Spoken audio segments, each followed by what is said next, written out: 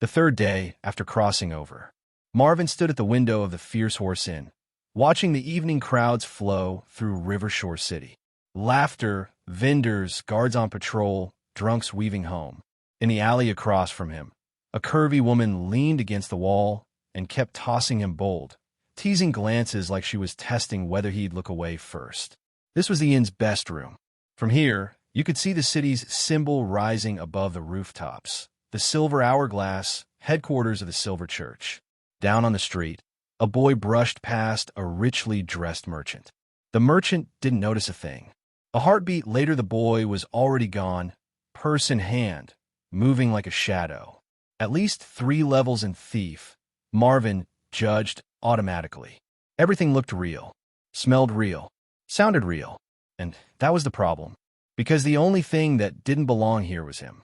Stats window, Marvin thought. The familiar interface unfolded in front of his eyes.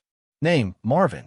Race, human / Attributes, strength 11, dexterity 16, constitution 9, intelligence 14, wisdom 14, charisma 13 +1, class, noble rank 3, 150 out of 200, adventurer class, none, HP, 10/26, fever, weakness penalty, attributes -70%, EXP, 40, noble, and used, SP none, AP none, class skills, noble, baron, dignity 25, management 31, perception 16, diplomacy 19, accounting 28, horsemanship 30. The numbers were exactly like the game from his old life. But this place wasn't a game. After 3 days of asking questions, listening, and forcing himself to accept the impossible, Marvin had confirmed 3 truths. First, he had crossed into another world and landed inside the setting of the game he once obsessed over. Feinan Continent. Second, the interface was real, but so was everything else. People here weren't NPCs. They breathed, bled, feared, loved, and some of them knew him personally. Third, he was in deep trouble. If his memory was right, he had arrived just before the Great Calamity. In half a year, the peaceful world outside his window would be ripped apart. The wizard's 4th era would collapse. The gods would move openly, shattering the universe magic pool and tearing the continent into an age of chaos. And behind it all, the 4th fate tablet, Marvin muttered, rubbing his temples. Damn it. Still, that wasn't the crisis in front of him. Half a year was tight, but manageable. He knew this world like a map etched into his bones. If he could survive, he could prepare. He could become strong enough to stand on his own. The immediate problem was simpler, uglier, and far more dangerous. His body was dying. A fever, a weak constitution, a constant weakness penalty crushing his stats. At this rate, a common cold could finish him. And while he was swallowing that bitter reality, the memories he'd inherited brought a second knife to the ribs. This 14-year-old Marvin hadn't only been sick. He'd been ruined. A month ago, Knowles had raided his territory. They'd taken his castle, his mines, his land. He'd fled to Rivershore City with nothing left but pride and a desperate request to the city lord for soldiers. On the road, the boy caught a cold. He never recovered. That was the moment Marvin arrived and took over. The transfer hadn't been clean. The original soul hadn't vanished peacefully. Marvin had felt it, fought through it, bargained with it. And the bargain had a price. He had promised to protect what the boy valued most. His territory, his younger brother, a woman. Those emotions were fused into him now. Even if Marvin wanted to walk away, the feelings wouldn't let him. And worse, if he broke that promise, the soul remnant would punish him, weakening his already pathetic body even further. So yes, the Great Calamity was terrifying, but his first priority was clear. He had 1 month to reclaim his land. Otherwise, he'd be cursed and dead soon after. Marvin stared at the stats again and almost laughed. Back in the game, when he finally advanced to Ruler of the Night, his base attributes crossed 100. His dexterity alone exceeded 20 early on. At level 1, that had unlocked a ridiculous passive. Anti-gravity steps. A special reward for dexterity exceeding limits. For a short duration, you can walk on vertical surfaces while ignoring gravity. Max height, 6 meters. That broken passive was part of what made him a legend. When he transmigrated, there had been only 11 players who'd reached godhood. He had been one of them. And now, he was a feverish, noble brat with no combat class. A goblin could probably take him in a straight fight. The only comfort was that the original owner hadn't chosen some doomed wizard build. In 6 months, when a universe magic pool was destroyed, every wizard below the highest ranks would drop hard. The age of wizards would end, and the world would burn while religions rose like weeds after rain. Wizards would be the first to fall, and Marvin refused to fall with them. A knock broke his thoughts. "Come in." He turned back to the bed just as the door opened.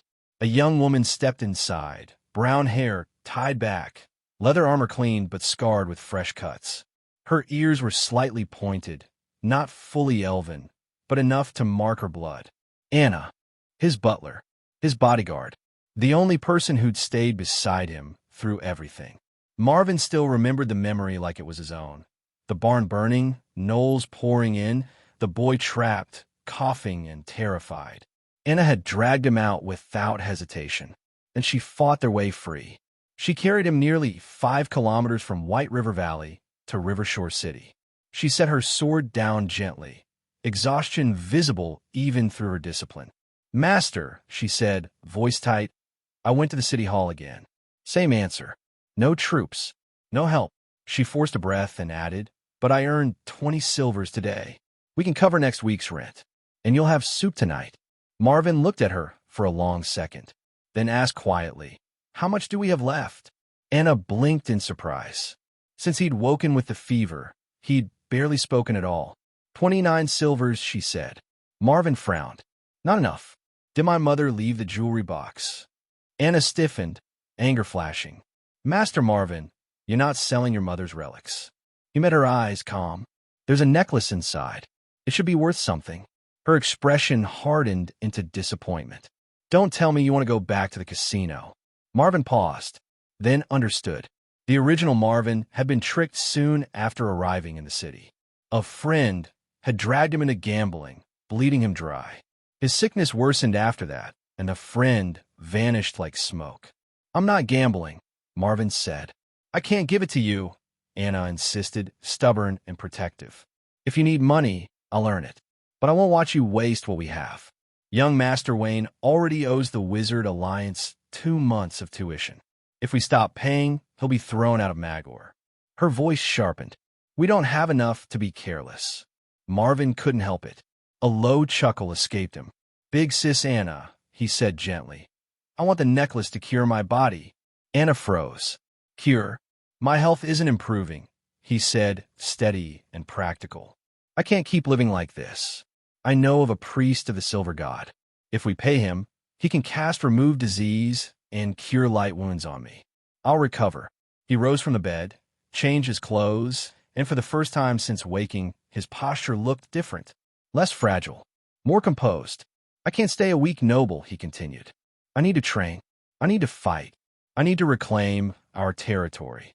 His gaze sharpened, "And I promise to protect people. Trust me," he said, Anna clenched her jaw, struggling with herself. Finally, she pulled a small jewelry box from the bottom of their luggage. Inside lay a pearl necklace. "I'll go with you," she said immediately, "so you don't get tricked again." No, Marvin took the box, serious. "You've been running all day. Rest." He hesitated, then added, "And be careful. I heard 2 men in the alley earlier. They were talking about you." Anna's eyes narrowed. "What kind of men?" "The kind that don't talk with good intentions," Marvin said. "Even if you're rank 1, gangs can still be dangerous." He moved toward the door. "I might not return tonight." Anna sat there, staring after him, stunned. Today's Marvin wasn't the same weak, soft boy she'd been protecting. For a moment, he looked like the old lord of the territory. Like his father, noble, controlled. And outside the door, Marvin glanced at the system log floating in his vision and sighed. "I feel a little guilty using that on Anna," he muttered. "But it'll be the last time." Even with Rivershore City's heavy, watchful nighttime air, Marvin stepped out of the fierce horse and like he belonged there. His pace was quick and light, almost relaxed. The moment he entered an alley, his body did what it had been trained to do in another life. He slid into the shadows, lowered his breathing, and instinctively tried to move like a thief slipping into stealth. Then reality slapped him. He wasn't a thief anymore. He didn't even have a combat class. And, with his body still weak, the best he could do was pretend to be quiet. After turning a corner, he spotted two teenagers handing over their days take to a thick-armed enforcer. Marvin recognized one of the boys immediately. Level 2 thief. Street rats with a leash around their necks. They stole, but the gang collected. The enforcer noticed Marvin, his eyes flicking to the nobility emblem stitched on Marvin's sleeve. His mouth twisted as he muttered a curse. Marvin lowered his head and kept walking. Right now, he wasn't strong enough to start trouble. Rivershore City was under the South Wizard Alliance, and the wizards didn't like gods competing for influence. Churches struggled here. Priests got watched. Believers got pressured. But the Silver Church was the exception. Not only had it survived, it had grown into the city's third major power. Marvin knew why. The Silver God's divinity was tied to wealth. After the fall of the God of Wealth, merchants needed something to cling to. The Silver God filled the gap. And the wizards, arrogant as they were, still needed money. Even if they only truly worshipped the wizard god Lance, their pockets bowed to silver. The Silver Church's priests were famous for one thing: greed. They preached virtue, but they respected payment more than prayers. If the price was right, they'd cast divine magic on anyone. And in this city, they were the only priests who would sell healing spells for coin. The original Marvin had known that too. He just tried to save money. It killed him. Marvin wasn't making that mistake. The pawn shop sat deep inside a narrow, foul alley with a lamplight barely reached. According to his memories, it was shady but reliable. The owner was an old goblin with pince-nez glasses perched on his nose, eyes sharp and calculating. When he saw Marvin, he grinned like a man spotting a familiar meal. After a long, exhausting negotiation, Marvin handed over the pearl necklace and received 150 silvers. He knew the truth. With his accounting, he could tell the necklace was worth at least 300 silvers in open trade. If he ever wanted it back, he'd need 330 minimum. Pawn shops didn't make money by being fair. Marvin didn't argue. He wasn't in a position to. His diplomacy was only 19, and the goblin wasn't the kind to give charity. He tucked the pouch away carefully. Feinan's silvers were small, no bigger than a pinky nail. 150 sounded huge, but fit in a simple pouch. Then he moved fast, pushing through the streets before his fever could climb again. The Silver Church wasn't hard to find. The hourglass towered over the city like a promise and a threat. He found a priest on duty, a plain middle-aged man with a gentle face and tired eyes. The type who looked honest until you realized he charged for mercy. Marvin paid 80 silvers without blinking. Only then did the priest finally sigh and lift his hands. A warm silver light sank into Marvin's skin. First, remove disease. Then, cure light wounds. The fever vanished like it had been cut out of him, and his body stopped trembling under that crushing weakness. A familiar system message popped up. Under remove disease, your status recovered. Healthy. Weakness penalty. Attribute reduction -70% removed. HP 2626. Marvin clenched his fist slowly, feeling strength return to muscles that had been limp for days. Finally, the priest's shoulders drooped with fatigue, a subtle signal that the transaction was done. You look much healthier now, young man. Marvin nodded and left immediately. But he didn't go back to the inn. Not yet. Tonight wasn't for resting. Tonight was for survival. The Great Calamity was coming. The gods. The abyss. The collapse of the wizard era. But the problem in front of him had teeth and fur and a deadline. Gnolls. Hundreds of them. If the city lord refused to send troops, Marvin couldn't reclaim his territory through official force. And the more he thought about the attack, the more it stank of something planned. His quest panel had already confirmed it with brutal clarity. A soul-bound quest. Reclaim your territory. Gnoll invasion. Reward. 1,000 General EXP. Deadline, 29 days.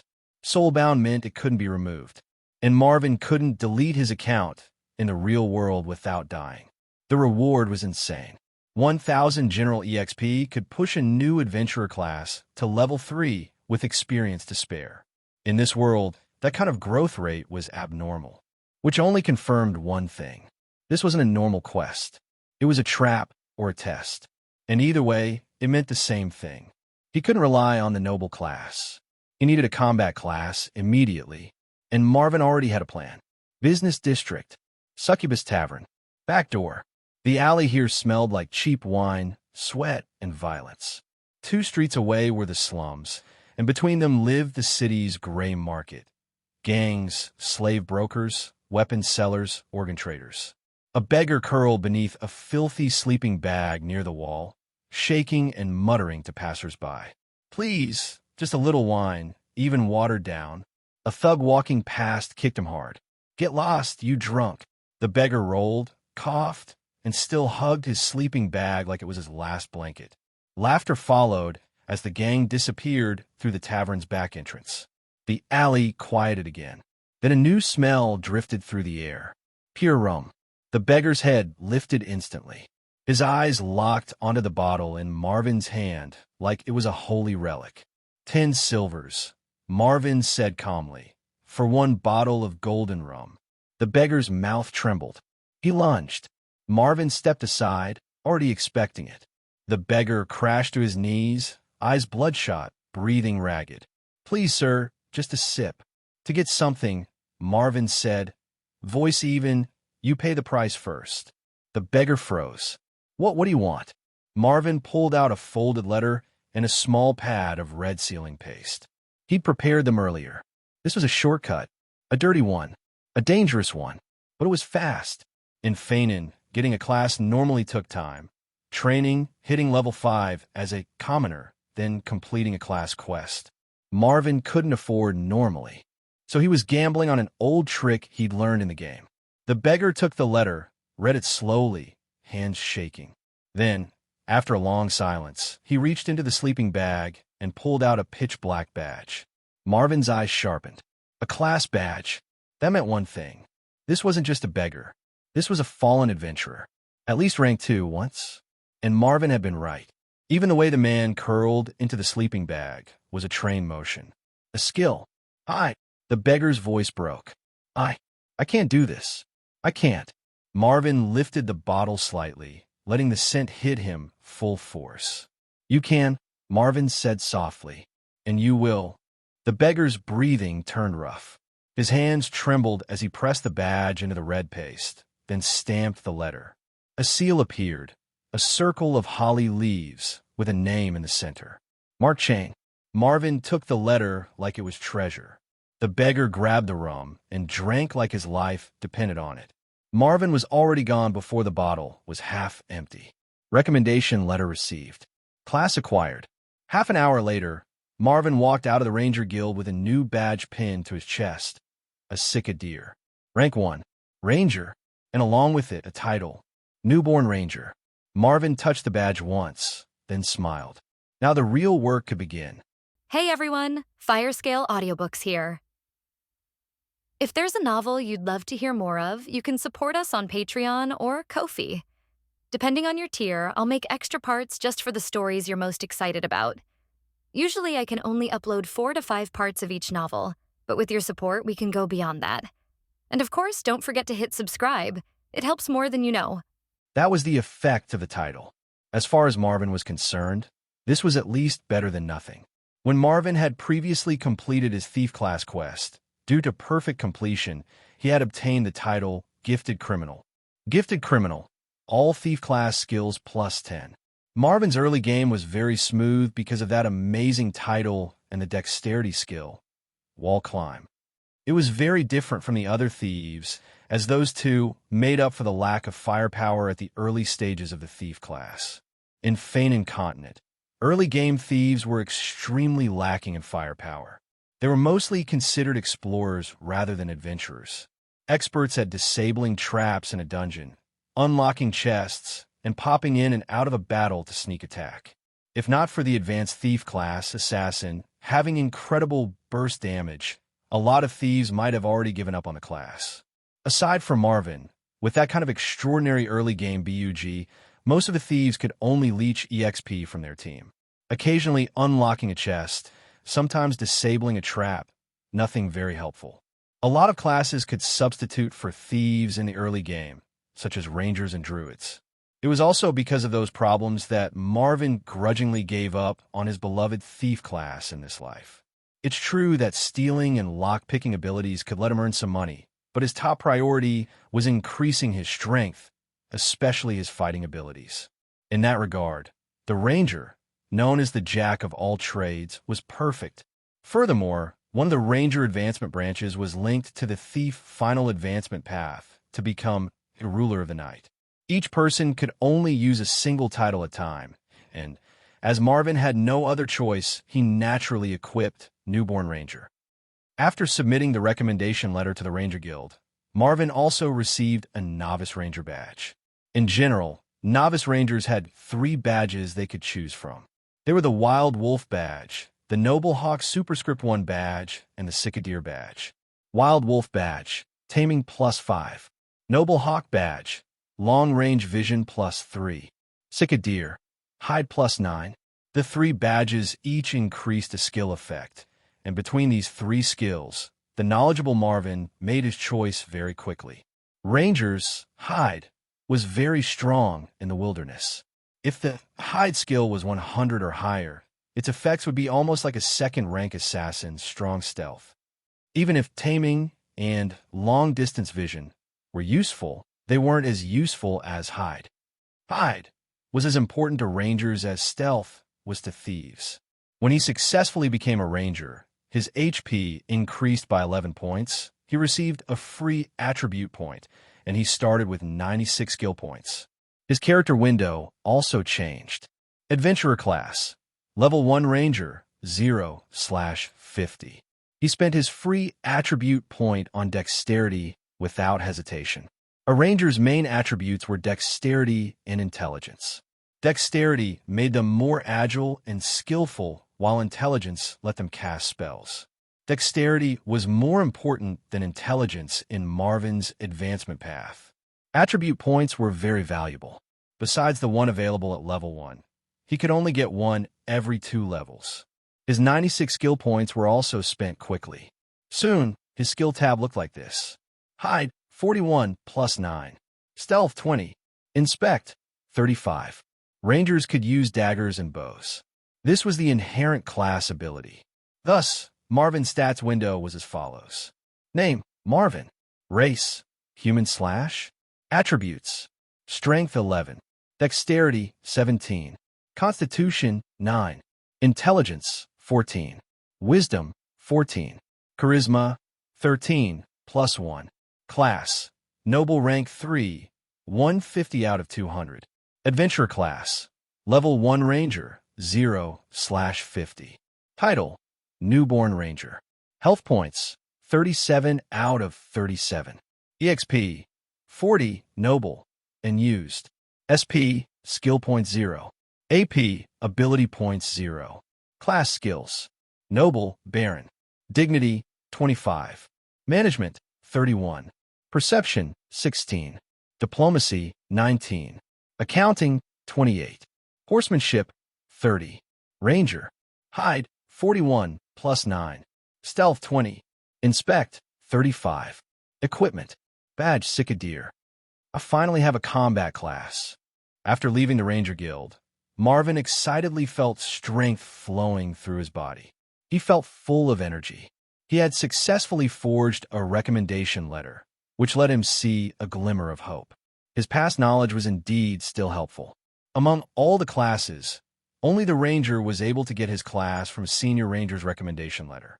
There was no opportunity for the other classes to take such a shortcut. Marvin, by observing that homeless man's actions, guessed that he was a former high-level Ranger. He then used a bottle of golden rum to buy him off. He wasn't the one who had found this strategy. It was the personal experience of his Ranger friend from his previous life. That guy was also a god-level player. While the average player struggled with their second-rank advancement quest, he had shockingly already reached the third rank, Forest Guard. Marvin also learned from him that there was such a loophole in the base ranger class. The recommendation could be forged as long as he got a hold of the badge of a higher-leveled ranger. The Ranger Guild only paid attention to the recommendation letter and didn't check with the actual people, giving Marvin the chance to take the shortcut. Successfully getting the ranger class meant that his past knowledge could be put to good use. Although he wasn't familiar with Rivershore City, he still found several ways of making money and increasing his strength after casually searching through his memories. Obviously, if he was in his former starting town, Jewel Bay, located further northeast, he would feel even more at home. He still had 30 silvers in his pocket, but the rest of his wealth was quickly spent after he bought a common curved dagger superscript 2 from a blacksmith in the business district. The common curved dagger's stats were quite lacking, only giving 2 to 5 attack. It was barely enough to protect one's life, and killing monsters would require some effort. Marvin urgently needed to increase his strength, and obviously there was still the money issue. He also did not forget his own mission. Anna was still waiting for him at the Fierce Horse Inn. This half-elf butler had been following him since his childhood. She took an important place in his heart. If need be, he would use his life to protect her. After the two entered Rivershore City, Marvin had lost their funds. Anna went to do manual labor every day at his rude uncle's place in exchange for a miserable amount. If not for Anna, Marvin might have already been targeted by one of those local gangs who wished to steal his money before finally dying in a gutter. It could be said that Anna had always been taking care of Marvin. It was time to make some changes. Taking advantage of the fact that Rivershore City's gates weren't closed, Marvin, with his curved dagger on his belt, quickly left the city. In Feinan Continent, the wilderness was quite a dangerous place. Apart from the roads between cities, a deadly monster could appear anywhere. In theory, a terrifying beast could even appear on a road that was regularly cleaned up. To Marvin, who was an insignificant level 1 ranger, an ogre, or even a young goblin was enough to deal with him. Because of the guards patrolling every day around the major cities, their surroundings were somewhat safe. However, Marvin didn't go out for leveling. He went out to earn money. Outside Rivershore City, there was a large river known as Pinecone River. Pinecone River splits 65 kilometers downstream. The branch river is known as White River. Marvin's territory was the White River Valley, located at the White Lake. Pinecone River stretched for more than 1,600 kilometers, becoming very wide and gentle, forming large sandy areas. Gordon Plateau's lush upstream wash down the river, leading to the formation of silt and making this territory extremely fertile. Occasionally, small crabs known as blue glow crabs came out of Pinecone River. The blue glow crab was top-grade delicacy. For wizards, this kind of crab meat could increase their mental power to a certain degree. Therefore, in Rivershore City's market, this kind of crab would be extraordinarily expensive. If Marvin remembered correctly, a single blue glow crab would sell for more than 20 silvers. Therefore, he left the town in the middle of the night in order to catch crabs. Naturally, the blue glow crab's high value led to Pinecone River being filled with a lot of people trying to catch crabs. However, they weren't very efficient at it. They had no choice but to rely on luck and blindly look for them. Even if they searched for a whole day, they wouldn't necessarily find one. These guys were way too small. During the day, they would be really easy to overlook, not to mention at night. Consequently, there were almost no signs of humans near the Pinecone River at night. This suited Marvin's wishes well. He knew a technique for catching blue glow crabs that only worked at night. As no one would bother him, this was the best. Soon, he arrived at the location. But at that time, he suddenly heard footsteps behind him. Someone is following me? Marvin's heart sank. He had actually made such a dreadful mistake. He was no longer that almighty ruler of night, and his wisdom was at a mediocre 14 points, barely above the average person. Along with his 16 perception, he only reached the level of having sharp eyes and nothing more. Becoming a ranger had made him somewhat careless. He surprisingly hadn't checked whether there was anyone tailing him. A single shadow quietly appeared while making fun of him. He wasn't tall, and in his hands was a small dagger. It was a thief. Inspect 35. Skill has been used. Wisdom check. Inspect successful. The thief's main information immediately appeared before Marvin's eyes. Level 5 commoner / level 3 thief.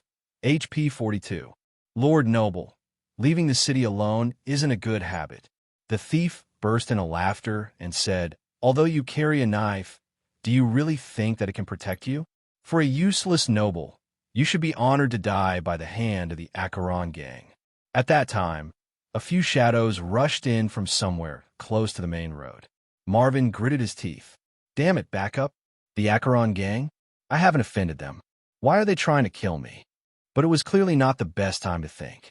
He suddenly burst into a sprint, his target being the grove beside the river shore. The thief was watching him, a blank expression on his face. He wasn't expecting that penniless noble to be able to stay level-headed and make the right move in that kind of situation. Pinecone River's banks were vast. Marvin was sure that he could avoid the Acheron gangsters' pursuit if it was on the beach. Only the sparse trees of the grove would give him a chance. Was it a fluke? The thief mumbled, not feeling anxious at all. He greeted the arriving gangsters and quickly gave chase. He didn't believe that they could fail to deal with a noble that didn't even have a combat class. Especially since the grove terrain wasn't that complex, he wouldn't be able to escape. When Marvin stepped in the grove, taking advantage of the darkness, he quickly moved toward a lush and tall tree. Not even being quiet. Seems like they are quite confident. Marvin leaned against the tree behind him, paying attention to the approaching thief who was casually holding his dagger. He inwardly sneered. He still had the advantage. After seeing these Acheron gang members, Marvin was shocked and doubtful, but never lost his calm. That would be a joke. As a former ruler of the night, his battle experience was extremely rich. These pieces of trash were barely good enough to be considered adventurers. Although the thief's strength was higher than Marvin's own value, sometimes experience was much more important, especially in difficult terrain. After Marvin got his ranger class, he was very careful when equipping his ranger badge, keeping it hidden from sight. Therefore, those gangsters shouldn't be able to react. Marvin had already gotten adventurer class, just like them. This was a huge advantage. Want to kill me? Then don't blame me. He silently took his dagger from his belt, showing a hint of killing intent. Since they wanted to take care of him, they should be ready to be killed in exchange. Indeed, he had given up on fleeing the moment those Acheron gangsters appeared. He only wanted to know the truth behind this attack. None of them would escape this place alive. Thinking of this made his blood boil. He hadn't had that kind of feeling for a while. The last time he was that excited was probably during the completion of his god title quest. He had to fight the 10 half-gods chasing him. The grove was actually quite small, so Marvin didn't have a lot of space he could use. He had to get rid of this one before the rest arrived. Marvin was convinced that this guy not using stealth was the only thief among the group of gangsters chasing him, and that he was also the greatest threat to him. A thief's wisdom and perception were both quite high, making it easy to find his hiding spot. As long as this thief was killed, Marvin would have plenty of ways to handle the others. Considering all this, he curled a little closer to the pine tree. Hide cast. The signature ranger skill was naturally amazing. With the help of the surroundings, it was like Marvin's body fused with the pine tree. The thief was quickly coming toward him, unaware. Marvin tightened his grip on his curved dagger and held his breath.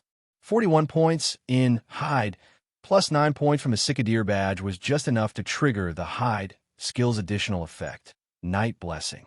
Night Blessing, plus 5% effect when using hide during the night. These 5% effects were often underestimated. A lot of times, even just a 1% increase would be enough to alter the course of close battle. Marvin, as a former PK expert, was not only a matchless thief, but also knew the other classes like the back of his hand. Therefore, he immediately got 50 points in hide for that additional effect. T/N, PK, player kill. But he wasn't expecting it to come in handy so soon. The thief's perception seemed to be even lower than Marvin's expectations. He probably became a thief thanks to many years of helping the gang manage the streets and training. It was by no means because of talent. Just as he carelessly walked past Marvin, a shout could be heard from the entrance of the grove. "Jack, where the fuck are you? And where is that noble?" Jack turned around impatiently and shouted at the entrance. "I, your father, am here. That young noble is nearby, and he can't escape." Marvin waited silently for him to finish his sentence and then sneaked behind him like a ghost.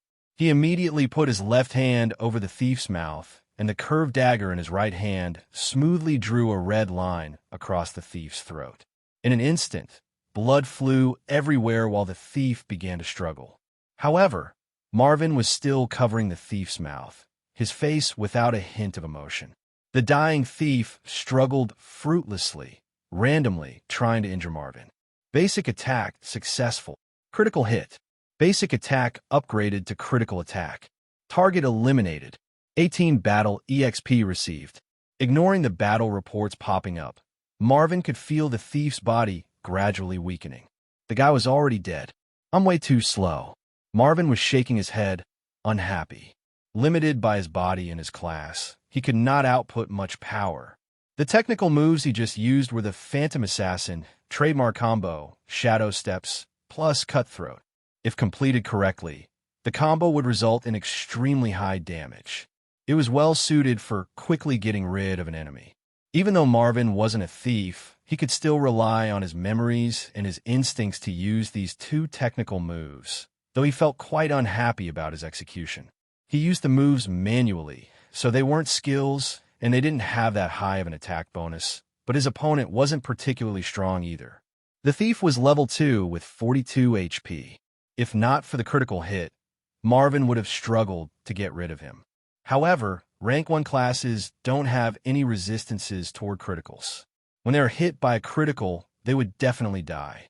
This careless thief was obviously a bad example for low-level thieves.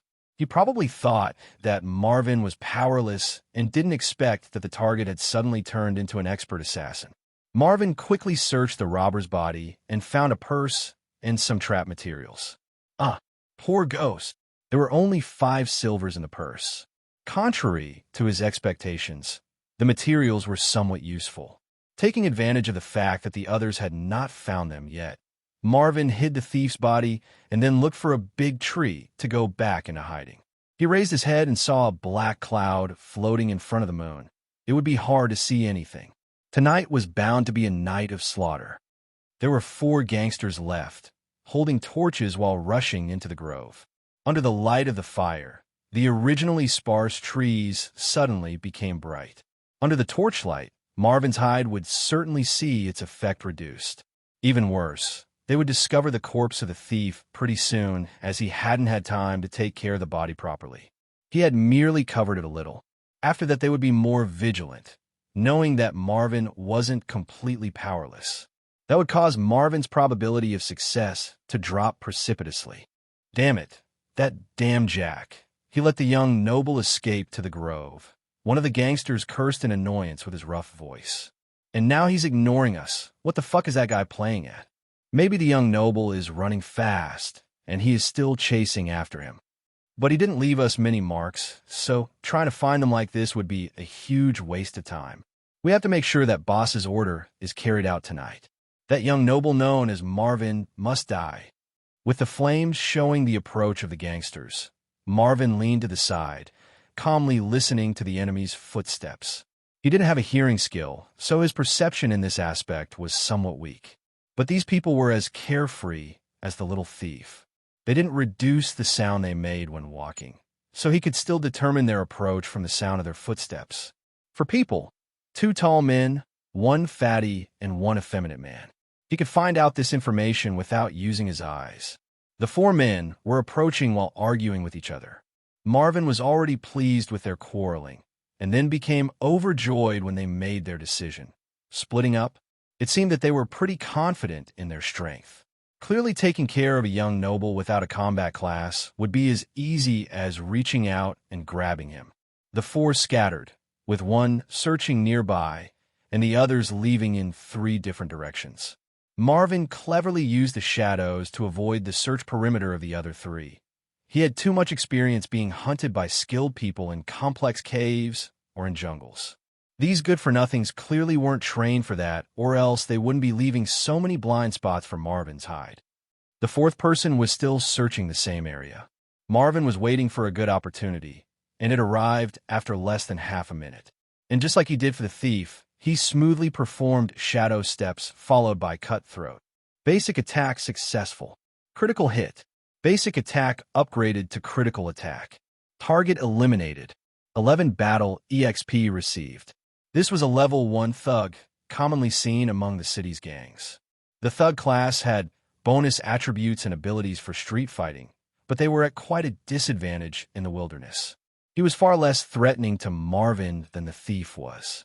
The only thing that made Marvin pleased was that this guy was a bit wealthier, with 12 silvers in his pouch. A faint smell of blood filled the grove as Marvin kept going and following the same pattern to get rid of another 2 gangsters.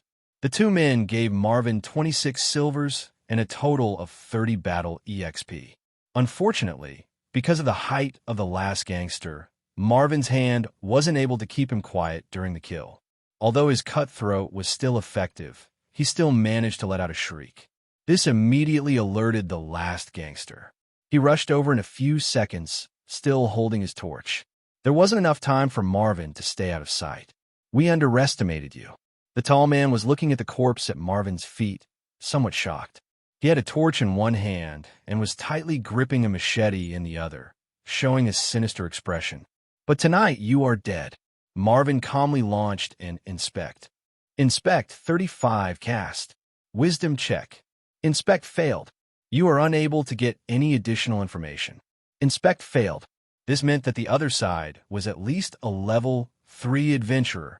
The tall man licked his lips and dashed toward Marvin, his machete high in the air, as if he wanted to cut Marvin to pieces. A level 3. That was a bit troublesome, but as far as Marvin was concerned, it was only slightly more troublesome. As there was only one guy left, he didn't feel pressured at all. Since the machete-wielding gangster's dexterity and strength weren't low, he was most likely a gang swordsman. This rank 1 class was a subclass of fighter that focused on attack power with an average constitution. Marvin gave a quick look at the information window. After killing 4 Acheron gang members, he had gained 59 battle EXP. He needed 50 EXP to reach Ranger level 2. He quickly distributed 50 EXP to his Ranger class, and a warm feeling spread through his body. He became a level 2 Ranger. Following the level up, his HP increased by 13 points, reaching a total of 50 HP. His skill points were increased by 24, while his free attribute points stayed the same. He would only get a precious free attribute point every 2 class levels. He added 4 of the 24 SP to Stealth, while keeping the rest for the time being. The gang swordsman was charging toward him while doing a heavy cleave. He wanted to split Marvin in half. Marvin very calmly stood waiting, and then gently took a single step to the side. He ended up behind a tree. Bang! With a turn of his hand, the gangster aimed at Marvin again. Marvin jumped back and the blade struck the tree. Pieces of tree bark flew out from the collision. "Die for me!" the man shouted with a sinister look on his face. He forcefully pulled his machete out of the tree. Who would have thought that at that exact moment, Marvin charged toward him, colliding with his chest. The gang swordsman was caught unprepared, so Marvin's charge staggered him, forcing him a few steps back and nearly causing him to lose his grip on the machete. Right now, even during high-speed movements, he could make all kinds of battle-relevant judgments. This was due to his battle instinct. With a cold flash, the curved dagger slashed toward his waist. The next second, a sharp pain spread through Marvin's right hand. The swordsman was flashing an evil grin as he grabbed Marvin's wrist with both hands. "Thought you could hurt me, fucker." Marvin stayed silent, ignoring the pain and the continuously flashing battle reports. Basic attack failed. Right wrist has been captured. Resistance check. Strength suppression. Unable to free your hand. While the gang swordsman was being proud of himself, Marvin's left hand closed in on the gangster's neck like a cold-blooded viper. His left hand was holding onto a dagger. This was loot that thief had left behind, barely usable. Ah! A miserable scream spread through the area as Marvin ruthlessly cut his throat. The swordsman's grip on Marvin's wrist loosened as he fell onto the ground, convulsing. Warm blood was dyeing the ground. Soon, the twitching swordsman finally died. Marvin massaged his sore wrist while thinking.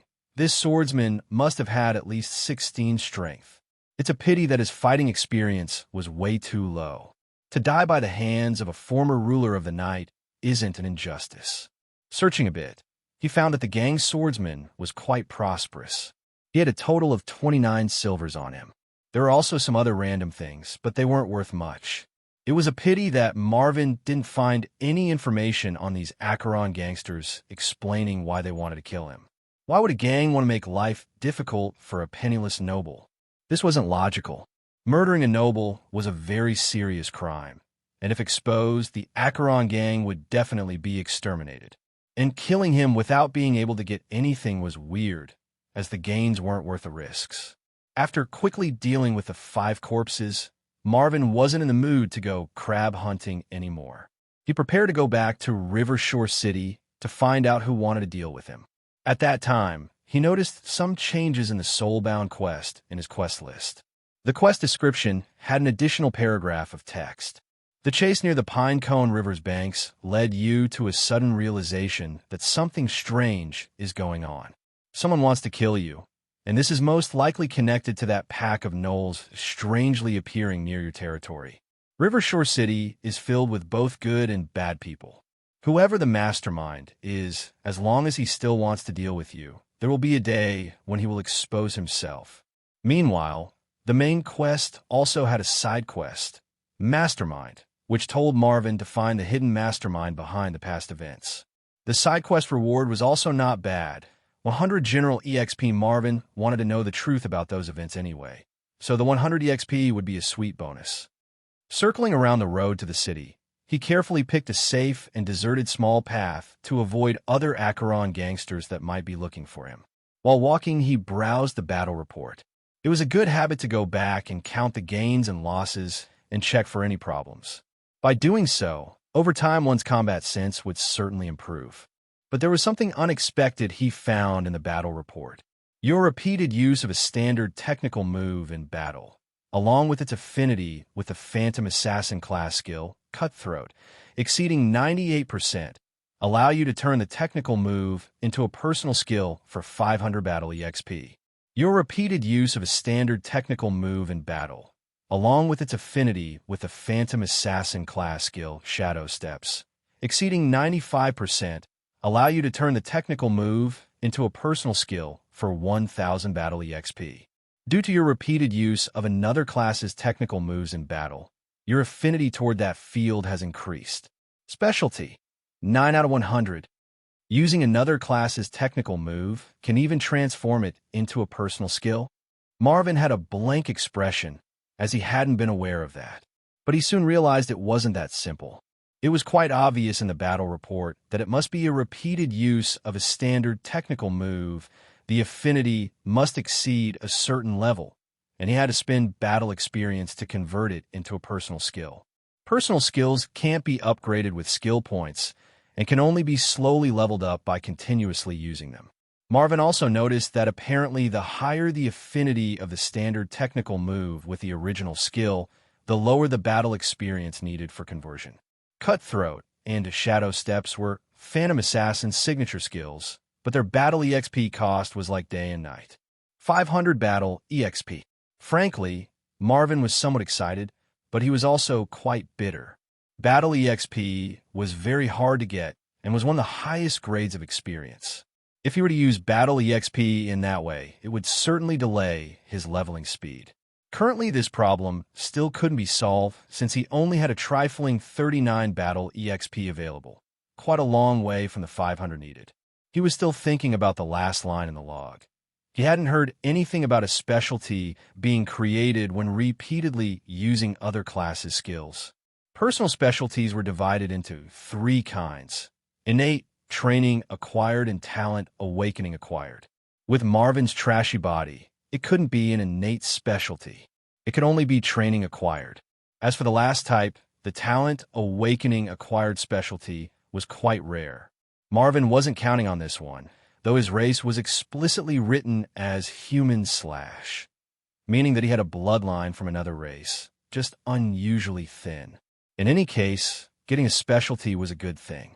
Specialties can offer additional benefits to adventurers apart from attributes and skills.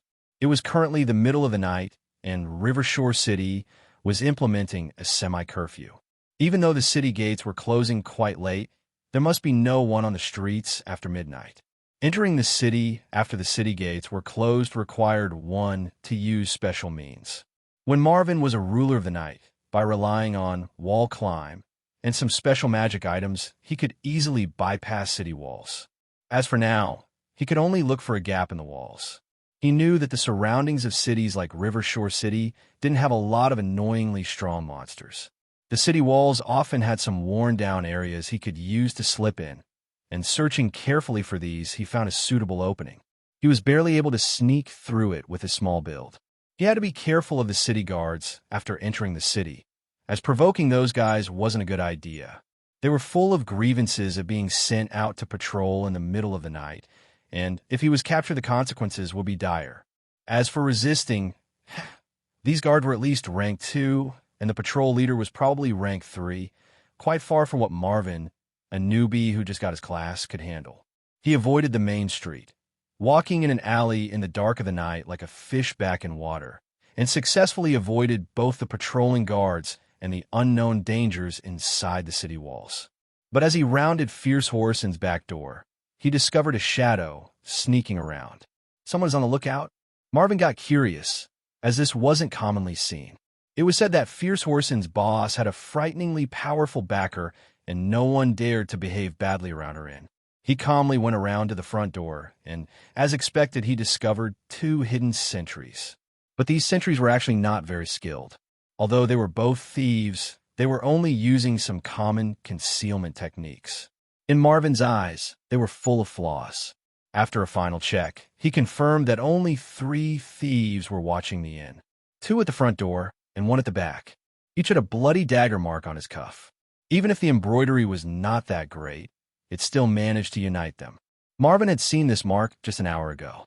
The Acheron River Gang. Fuck, trying to kill me, and even going for Big Sis Anna? Marvin's heart was burning. He gripped his curved dagger and used stealth, slowly approaching the thief on the lookout at the back door. Fierce Horson back alley. The young thief yawned, not paying attention due to boredom. This assignment was extremely boring. The target was a half-elf fighter apparently wanted by their employer. However, the boss had only asked them to keep a watch on her and report her whereabouts on schedule. Who would go out on the streets at this time of night? Encountering a patrol would bring a lot of trouble. The thief was struggling to stay awake. Acheron's boss was extremely ambitious, no longer satisfied with only collecting protection fees on a small scale. He was now trying to progress in the underworld. Every member knew that messing up this assignment would cost them their life. What's that noise? The thief suddenly looked behind him on guard. The dark alley was deserted, and he was alone. Am I overthinking? The thief frowned for a moment before slowly turning back. That guy's perception is impressive. The thief's reaction startled Marvin and made him retreat by half a step. A ranger's stealth couldn't be compared with a thief's stealth when in the city because it would be weakened by 40%. His stealth, as 24 SP when opposed to the thief's perception, was somewhat low. As they weren't in the wilderness, Marvin didn't have the advantage. Fortunately, he had perfectly guessed the thief's perception range. Marvin's heart skipped a beat. If he had tried to get closer, the thief would have discovered him for sure. If that happened, he would have alerted the others, and tonight's matter would have been quite difficult to solve. He hid in a dark place, pondered, and finally decided to use the 20 SP he had saved earlier.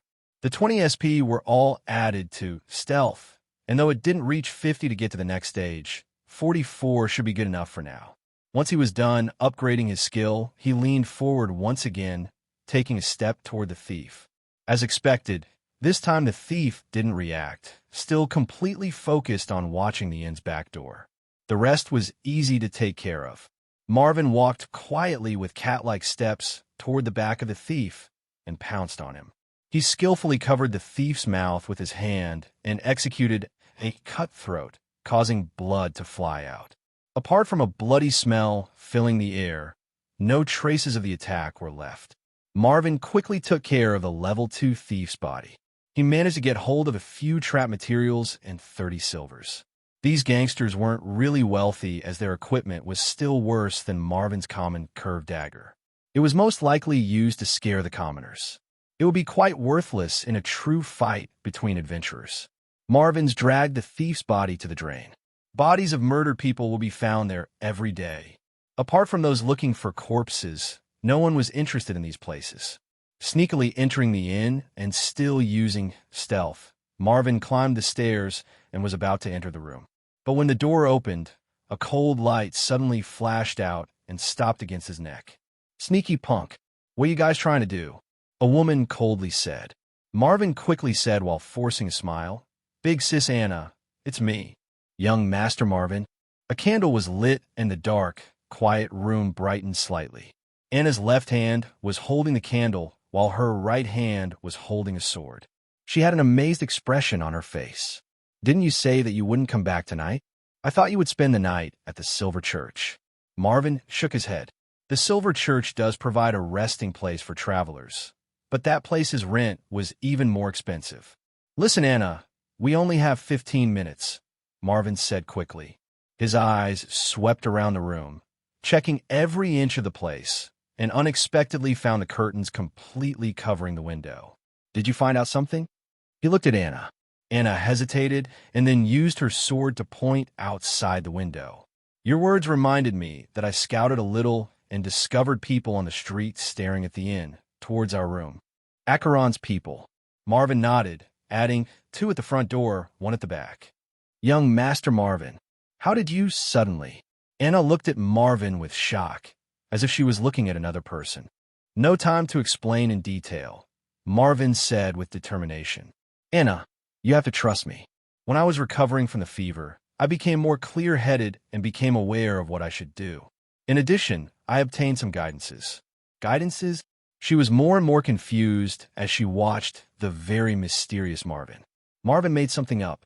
When I lost consciousness, I dreamed of quite a lot of things, including a man who claimed to be my teacher. In the dream, he taught me many things. And not long ago, I followed his guidance and accomplished a few indispensable actions. Watch." When he was done speaking, he showed the Cicada badge. "A ranger badge? Young Master Marvin, how did you suddenly become a ranger? How did you manage that?" Anna was completely stunned, thinking, when ordinary people wanted to become adventurers, they needed many years of training. But young Master Marvin never endured battle training before. This ranger badge wouldn't be a fake, right? Did he meet another swindler? Compared with Marvin turning his life around and become a qualified ranger, Anna was more inclined to believe the swindler theory. Paying attention to Anna's expression, Marvin knew she didn't believe him. He quickly said with a heavy tone, "Take the important stuff and leave the rest behind. Oh, right, leave a letter for the owner to help us manage our stuff. We will come back later to take it away. I need your help now." Marvin's unquestionable tone took Anna's breath away. She vowed that if she met with young Master Marvin's swindler, she would dismember him into thousands of pieces. But for now, she could only nod and comply. She was prepared to handle all kinds of situations thanks to her training from childhood to be a qualified bodyguard and a competent butler, so she was the White River Valley Lord's most precious assistance. When Marvin made a decision, she could only fully support him. The two quickly packed and quietly departed through the back door. In the quiet alley, Marvin whispered, "I observed them earlier. Acheron sentries check on each other every 20 minutes by using Chinese Francolin chirps. In 3 chirps, all was normal. Unfortunately, we don't have anything to imitate that chirp. Therefore, our time is quite limited." "I don't understand what you mean," Anna softly asked. "You said there's also a sentry at the back door. So where is he?" Marvin coughed, muttering, "Back there in the drain." Anna was speechless, her mind in chaos. She realized that the kind-hearted young Master Marvin she knew had killed someone with his own hands. But she was unable to understand that kind of strange Marvin. A wise man once said that humanity's potential is endless. When a person was in a desperate situation, some changes would happen, and whether good or bad, no matter how they changed, man will always keep on living. These days, White River Valley and young Master Marvin had both suffered a huge loss, overwhelming this 14-year-old youth. It wasn't entirely impossible for the kind-hearted young Master Marvin to become firm and cold-blooded. It's just that she was somewhat concerned, worried that Marvin would plunge into the darkness. Regardless, since the rear sentry had been dealt with by Marvin, how long could they have until the sentries noticed his disappearance? That was why Marvin said that they didn't have much time. "I'll kill them." Anna exposed a hint of killing intent. Just a moment ago, Marvin explained that he had suffered an attack from the Acheron gang, and only by relying on the guidance of his dream mentor was he able to avoid the crisis and return to the inn. This made Anna both shocked and infuriated. Whoever dared to go after young Master Marvin, she would definitely not let them get away with it. No, Anna. If it was only about killing them, I wouldn't have asked for your help. Marvin calmly continued. We need to keep one alive. Alive? Anna frowned. Because I want to know who wants to kill me. The Acheron gang wouldn't attack me for no reason, so there must be someone inciting them to do so. Marvin quietly said, in my opinion, there shouldn't be anyone in Rivershore City with hatred toward my family. No. Anna seemed to remember something with an expression of shock, before turning extremely angry. What's going on? Anna, Marvin asked. Young Master, I think I know who is going after you, Anna said while grinding her teeth. These past few days, I've been forced to do manual work at your Uncle Miller's place. Last time I accidentally heard something that showed he was close to the Acheron gang. Acheron gang's leader, Diaphius, personally visited your uncle's mansion a few days ago and left with quite an amount of jewels. The cooking maid Tina saw and later told it to me as gossip. It didn't seem relevant at that time, so I didn't care. But now it's safe to assume that the man behind the attempt on your life is your Uncle Miller. Uncle Miller? Marvin had a blank expression on his face as he began to look through his memories. In this world's wizard's reign era, usually only wizards and their descendants could become nobles. Marvin's father wasn't a wizard, but his paternal grandfather was. Marvin's grandfather was a high-ranking member of the South Wizard Alliance. He and his followers were already pioneering when Rivershore City hadn't been built yet. As a wizard of the Alliance, he led them to clear out many unexplored lands to open up new territories. According to the deal between the Wizard Alliance and the pioneering wizards, a part of his pioneered lands, now known as White River Valley, would become his own territory. Because of their status as newly reclaimed territories and their proximity with wilderness, these territories were given more freedom than the major southern city-states. They didn't receive a lot of orders from the Wizard Alliance, aside from regularly paying taxes. But when there was an emergency, they had to be able to answer the Wizard Alliance's summons. Marvin's grandfather had 2 children. The elder was Gene, Marvin's father, and the younger was Miller. After the death of Marvin's grandfather, Gene cleanly inherited White River Valley along with the territorial administration. And Miller, because he didn't have the right of inheriting the territory, obtained a considerable amount of money instead, and after privately meeting with Gene to get some more, left White River Valley. The current Marvin remembered that his uncle had left for many years. He suddenly came back south last year. Apparently, his business was thriving, and he was a really wealthy businessman. Miller purchased a place in Rivershore City. The 2 brothers met quite often, and Gene was extremely happy that his younger brother came back. He spared no expense to welcome him home. In the innocent youth's memories, even though that Uncle Miller was quite stingy, his relationship with his brother was very good. But to the current Marvin, there were all kinds of clues in those memories. His father's body suddenly began to take a turn for the worse only half a year after Miller's return to Rivershore City. His father was in the prime of his life at only 40 years old, and his body had been as strong as an ox. Even if he wasn't qualified as a wizard, for a true second-rank fighter who had once single-handedly put an end to a mutated stone-toothed wild boar that intruded on his territory, it's fair to say that his body functions couldn't possibly naturally deteriorate this much with such timing. Even if it was a sickness, It would be quite difficult to bring so many problems to a strong and sturdy fighter. However, it was exactly because of this one unfathomably serious illness that Gene, his father, passed half a year ago. Marvin was barely 14 years old when he inherited the territory along with the title. He began to govern the territory carefully and diligently. This past year was very hard to handle for a 14-year-old, but the results weren't bad. Although that innocent kid was somewhat weak, he was quite gifted in managing the territory. Miller came to my father's funerals and faked his tears. He also said some strange words. His return and my father's death were too coincidental. He really might have a hand in this. Because he didn't inherit the territory, Miller had always antagonized my father. Perhaps this event was his goal all along. He became wealthy and came back to exact revenge on us. Maybe he wanted to take over the right of inheritance of White River Valley. As long as I died, my younger brother Wayne would definitely not be his match. He just bribed the Acheron gang, and River Shore City Hall and White River Valley was as good as his. In a short amount of time, Marvin thought of many things. Uncle Miller was quite suspicious, but they still didn't have any proof to back up this theory. Whether or not Uncle Miller planned this, we need to investigate. Marvin quickly suggested, perhaps those two Acheron gangsters could shed light on the issue. What do you mean? Follow me quietly, Marvin added. Make sure to keep one of them alive.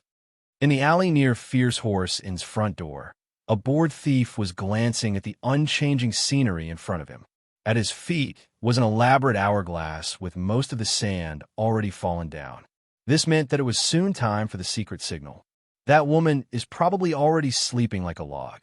What is there to watch?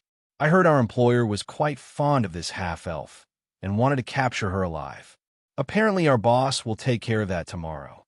The thief played with the dagger in his hand while thinking. He was watching the roof not far away where another sentry was cautiously and diligently watching the inn. But at that moment his eyes suddenly noticed something. A furtive shadow was closing in on the guy on the roof. Who? The thief narrowed his eyes. His perception was unusually high to be able to notice this guy in stealth. Another gang's thief? Just as he was opening his mouth to warn the other thief, he suddenly felt a chill as he sensed something behind his back.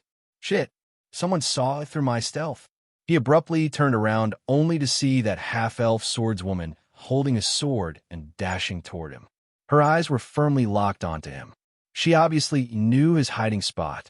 The thief reacted very quickly, taking a nimble turn to try to flee the alley, since he wouldn't be able to take on this swordswoman in a direct confrontation. However, at that time, a shadow suddenly appeared in the corner of his eyes. The dexterous shadow quickly jumped from the rooftop and landed in front of him, barring the way. The thief bitterly looked at his companion's body on the rooftop, his mouth somewhat dry. Killing in such a decisive way. Could this guy be a genuine assassin? From him, noticing the other sneaking towards his companion to the elf swordwoman showing up, only a mere 2 to 3 seconds passed, and he had already killed the rooftop sentry.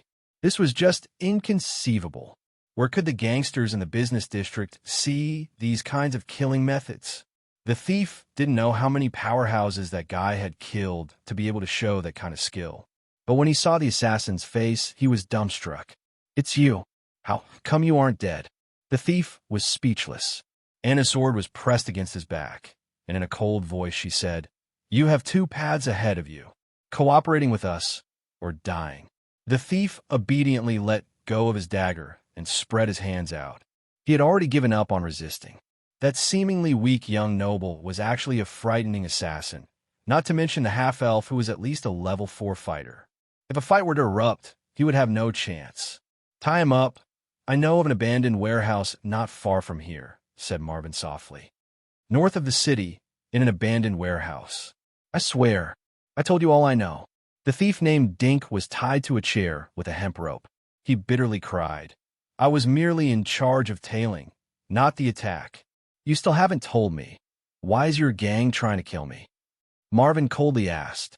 Dink acted pitiful and said, I really don't know. Hey, what are you doing? The thief got frightened. Marvin sneered while grabbing the thief's right hand. He lightly drew a line on the wrist with a small knife, and blood began flowing out of the wound. "This doesn't hurt at all, right?" Marvin said with a terrifying grin. "But I cut your vein. Your blood will slowly leave your body until you die." Saying that, he once again lightly cut Dink's wrist with his knife. "You fiend!" Dink was shaking from fear. "Quickly stop. Tell me what I want to know, and you'll be free," Marvin said heartlessly. "Otherwise, we will leave and let you die of blood loss." Anna was worriedly looking at Marvin. She obviously knew that they needed to use some methods for interrogation, but she was quite worried about Marvin's behavior. He appeared a bit too cold-hearted, as if he had just gone from kind-hearted to the other extreme.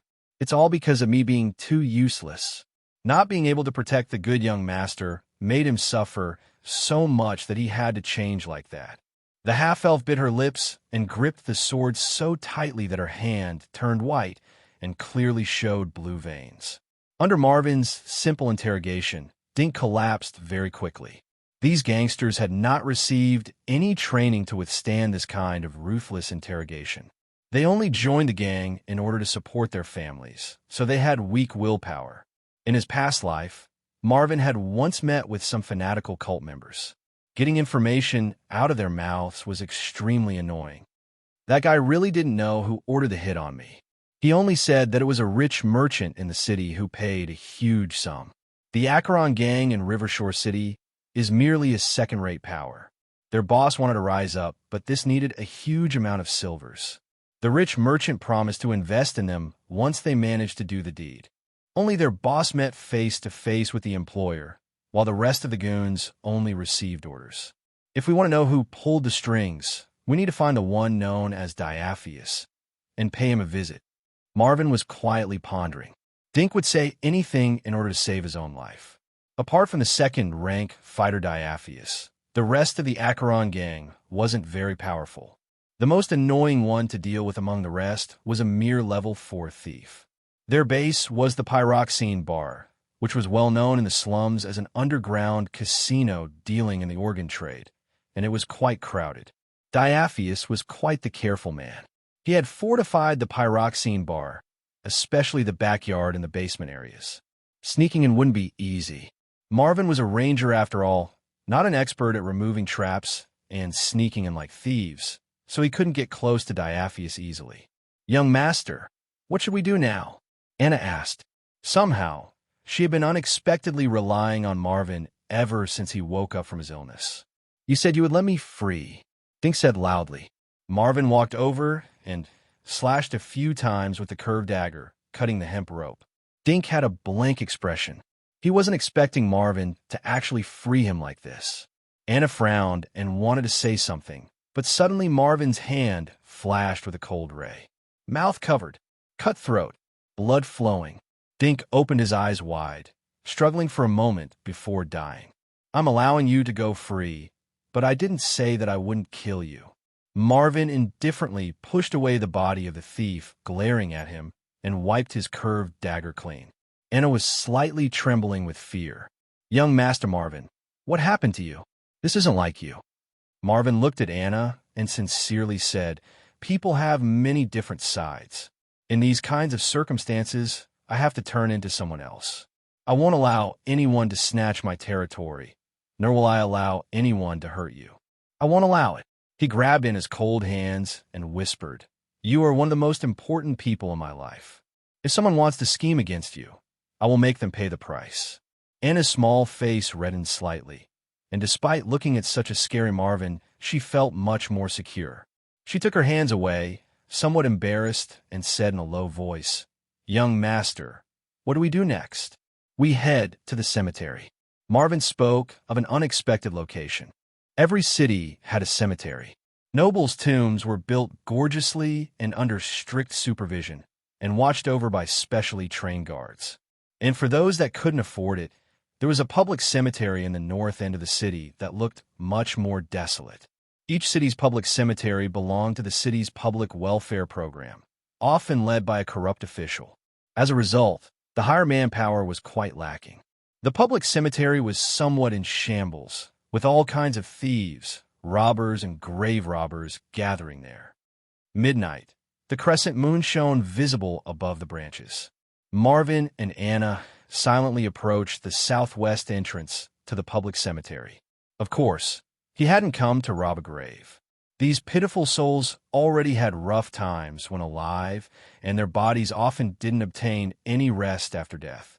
Even if he was short on money, Marvin would still not be like those worthless grave robbers who had ideas on these poor souls' bodies. He came looking for the public cemetery's guard. Indeed, the public cemetery also had a guard, just that he was hired by the city hall for a pitiful amount of money. He didn't have a lot of responsibilities and was only in charge of looking around the cemetery every day. By searching through his memory, Marvin knew that this guard's name was Heiss and that he was an eccentric old man. Marvin remembered this name well. It was when the game had just been released. The first second-rank elite boss to be killed. His name feels similar to this guy's. Grave Robber Heiss. He used his identity as a cemetery guard to embezzle some poor people's remaining valuables. He sold these corpses to the necromancer hiding in the hopeless hills north of River Shore City in order to get a small reward. In the end, he got a necromancer book in a deal. From that point on, he became a blasphemer who could summon the dead, a grave robber bound to be hated by all kinds of evil-hating righteous gods. Marvin's target was Grave Robber Heiss. Based on the current point in time, it would happen half a year later in the game. Perhaps Heiss hadn't yet received the necromancer's grimoire, converting him into a second-rank evil spirit sorcerer. This was worth trying. Marvin was silently calculating his side strength.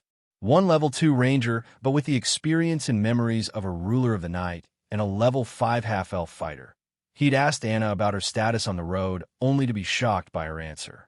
Anna had actually already reached level 5 quite a long time ago, but because of always being busy with the White River Valley's affairs, she hadn't had time to go back to the half-elf gathering grounds to look for a qualified advanced teacher and change to a stronger second-rank class. Her strength was quite out of the ordinary, which was also the reason why Marvin was able to survive to this day.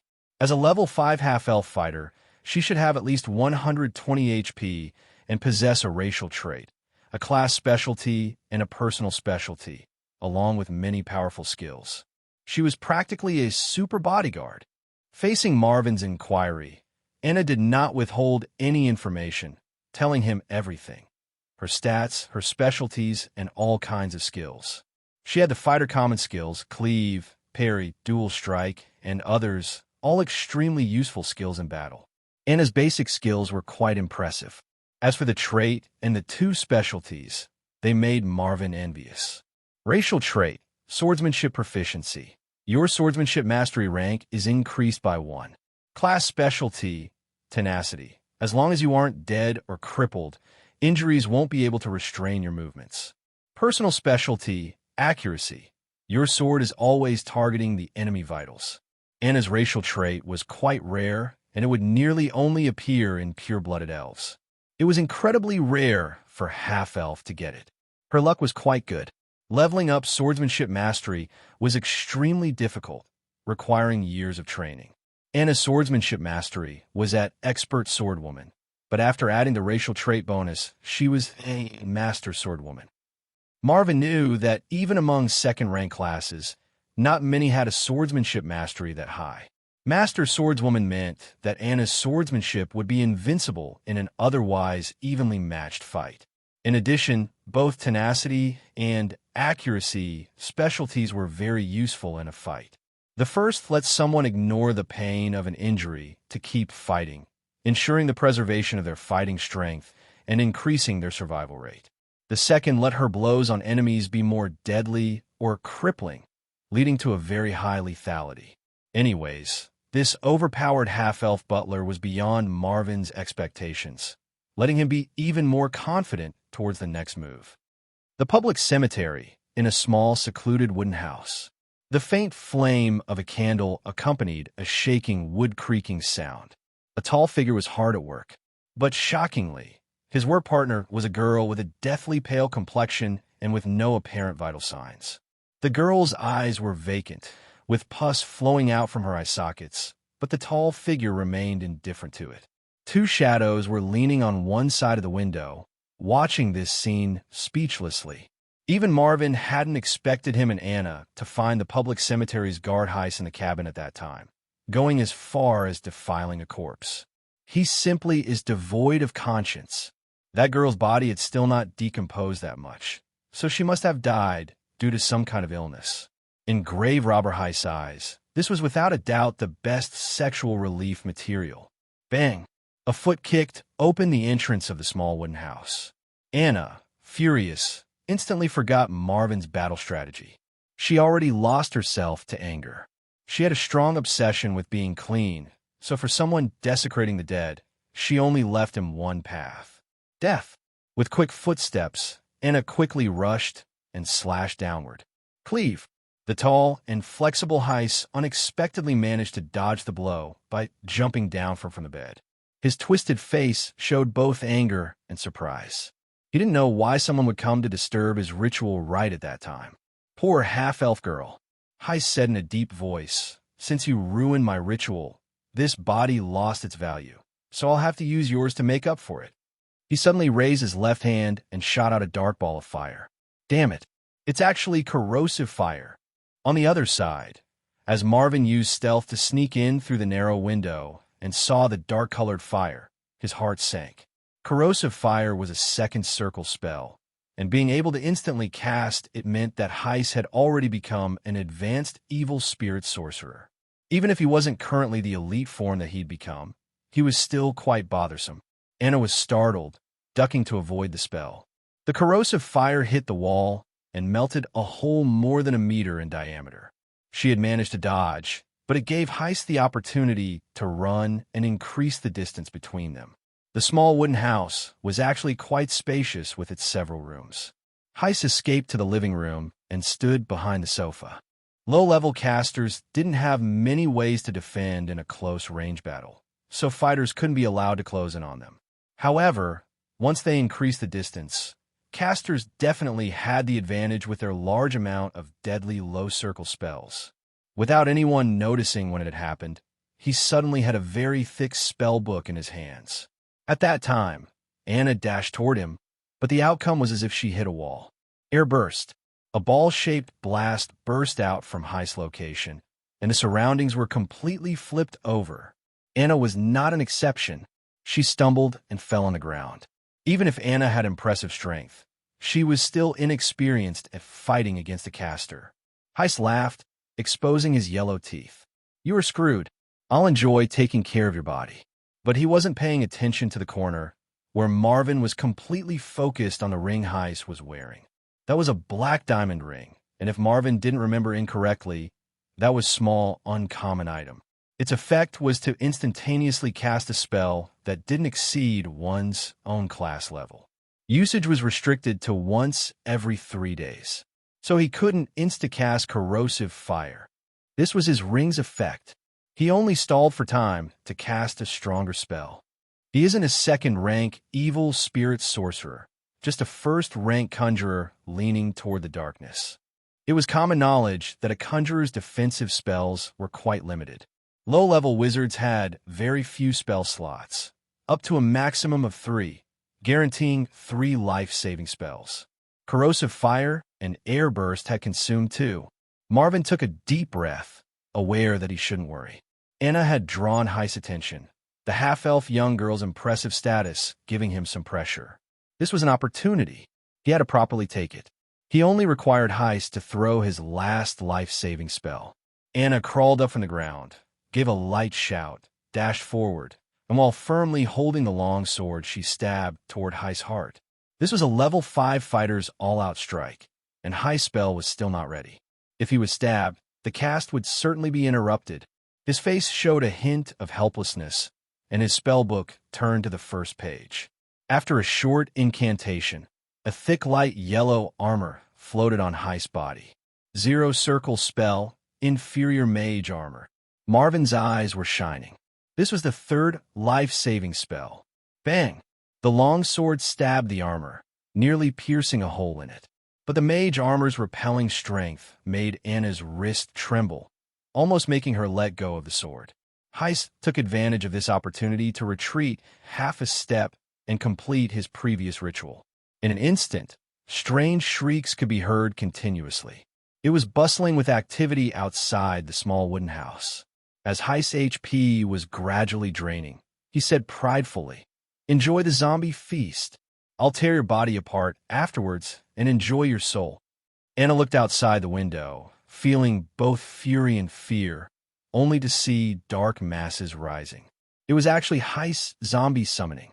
But at that time, an ice-cold voice echoed in the room. "Your teacher never taught you that evil spirit sorcerers are at their weakest during Void Shift?" "Mr. Heist." An ice-cold, curved dagger was against Heist's neck and easily cut open the floating mage armor, and soon, Heist's neck had a gaping hole in it. Black blood gushed out as if it was water. Heist's head fell on the ground. Marvin emerged from the shadows and checked the corpse, and then grimly looked outside. "We're in trouble. Cursed zombies. Quickly block the door and the windows." Even Marvin taking care of the caster, Heist couldn't change the result. In a few minutes, the shadows outside the small wooden room had already grouped up into a dark mass. Marvin quickly made a decision, giving up the small room which had a huge hole from the corrosive fire and retreating with Anna to the living room. The two quickly moved and, before the zombies burst in, sealed the doors and windows shut. This could stall for some time, but not for long. The atmosphere was somewhat gloomy. Heist's body was still lying there unmoving, black blood flowing all over the ground. Anna lowered her head in shame. She hadn't thought Heist was that strong. If not for Marvin lending a hand, she might have been killed by that old guy. She blamed herself for not being able to prevent Heist's zombie feast. Marvin quietly said, "This isn't your fault, Anna. You can't really guard against the conjurer's spells. All these cursed zombies were carefully prepared beforehand, buried all around the house, and ready to be summoned at any time. That's why his cast time was reduced by half at the very least. We have to think of ways to get rid of these zombies now." Anna nodded, showing a hint of worry. "All these zombies are cursed, so without holy water, it's going to be quite difficult for us to injure them." Marvin grinned silently. "Who said we don't have holy water?"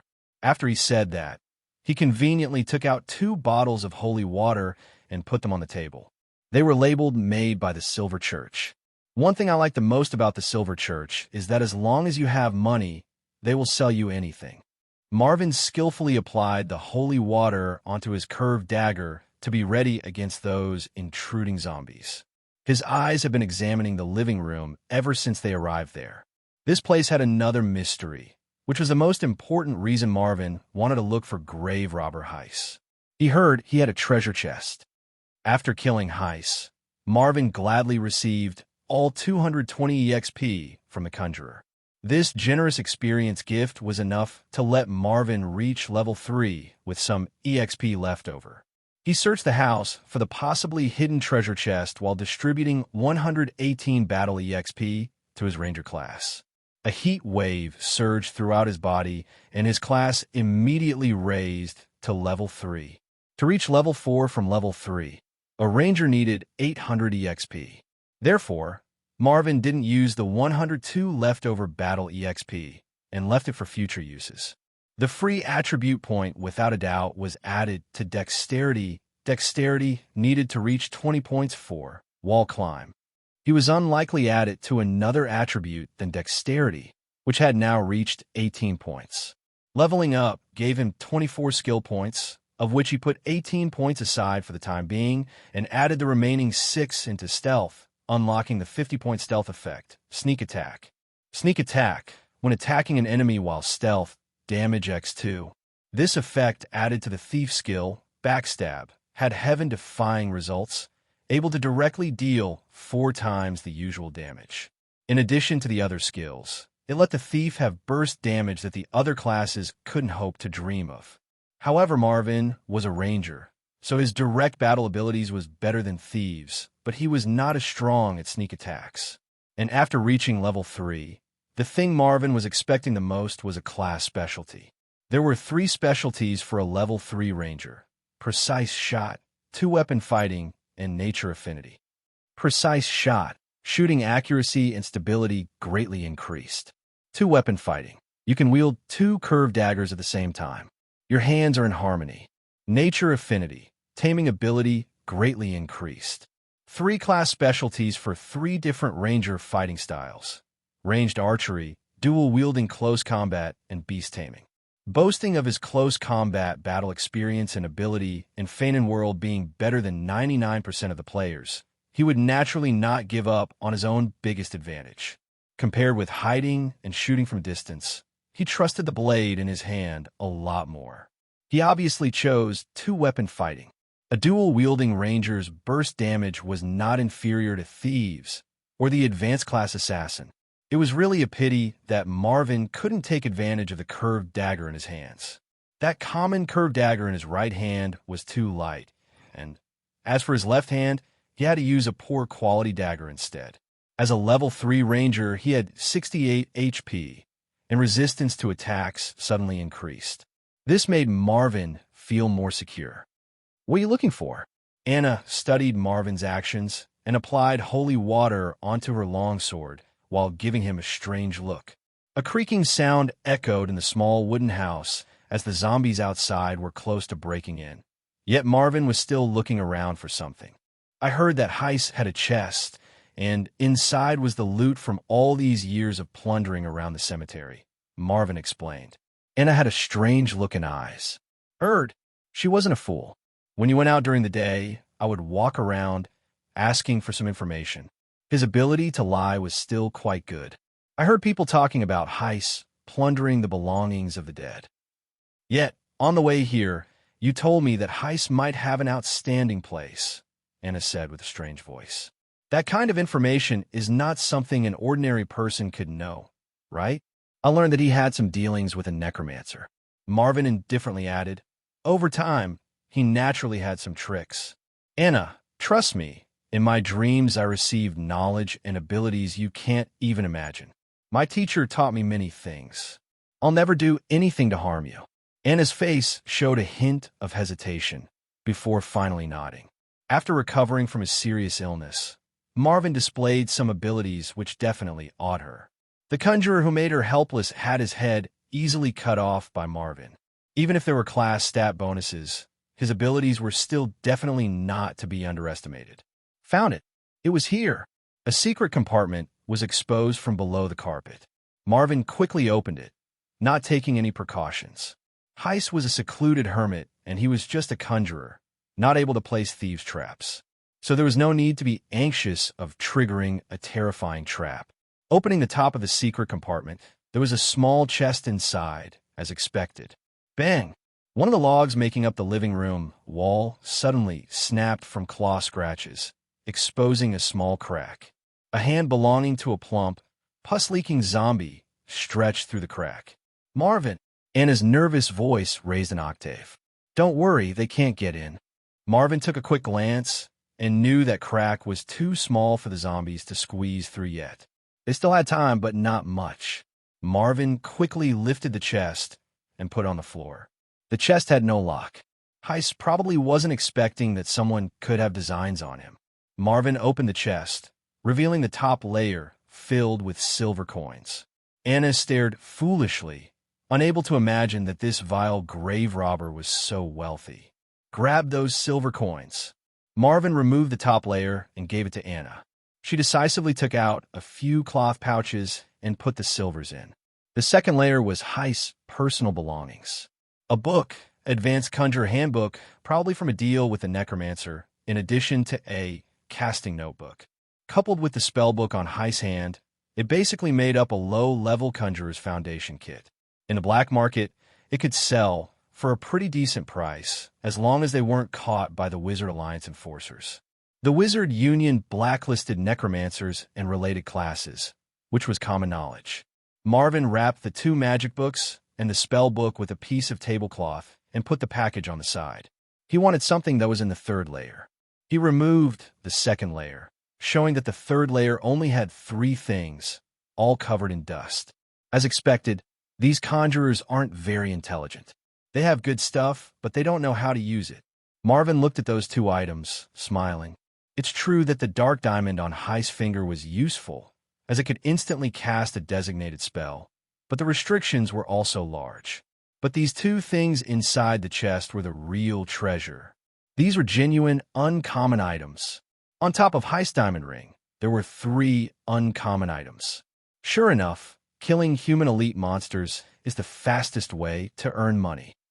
Marvin happily took out a pair of gloves and a plain ring from the 3rd layer. He was so familiar with these 2 things that he didn't even need to inspect them to know their properties. Ghastly gloves. Quality, uncommon. Effect, ice resistance +5. Fire resistance +5. Requirements, 11 intelligence. Ring of prayers. Quality, uncommon. Effect, additional spell, rainbow jet. Usable once per day. Requirement, 13 intelligence. This world's equipment were mostly common, and they didn't have any additional effects. The next grade, uncommon, had some decent properties, though some also had properties on par with common. After that, magic. Items could only be made by high-level wizards. Magic items weren't often seen by ordinary people. Only a high-level capable wizard might have some, because the crafting process is very complicated. As for legendary, epic, and even demigod items, they were quite far down the road. Marvin had previously succeeded in being granted a god title, using his Ruler of the Night identity, but he only had one demigod item, Kingdom of Eternal Night. Weapons in the hands of low-level adventurers are all common, so having one uncommon equipment was already quite good. After Marvin got rid of Heist, he got 3 uncommon items in one breath. How could this not make him happy? He quickly equipped the ghastly gloves and then put the ring of prayers onto his right index finger. During the previous generation, Fairy Turin made 49 of the rings. Each possessed large magic power and was a genuine magic item. The one Marvin looted today was probably a man-made counterfeit. Despite it being a counterfeit, this ring also increased his power. Heist might have not known how to trigger the ring effect, Rainbow Jet, but Marvin knew. Marvin, they broke in, and I had put away the silvers, yelling somewhat nervously. I got this. Marvin got up, curved dagger in his left hand, straight dagger in his right hand. He replied with an undisturbed voice. Leave them all to me. Without holy water, these zombies with rough and thick flesh were a real headache for adventurers. However, for Marvin, who had holy water, each of these zombies was in fact moving EXP. As long as he dealt with them carefully, they wouldn't be too much of an issue. At that time, he directed, take care of the right side and block all the zombies trying to enter. Anna nodded.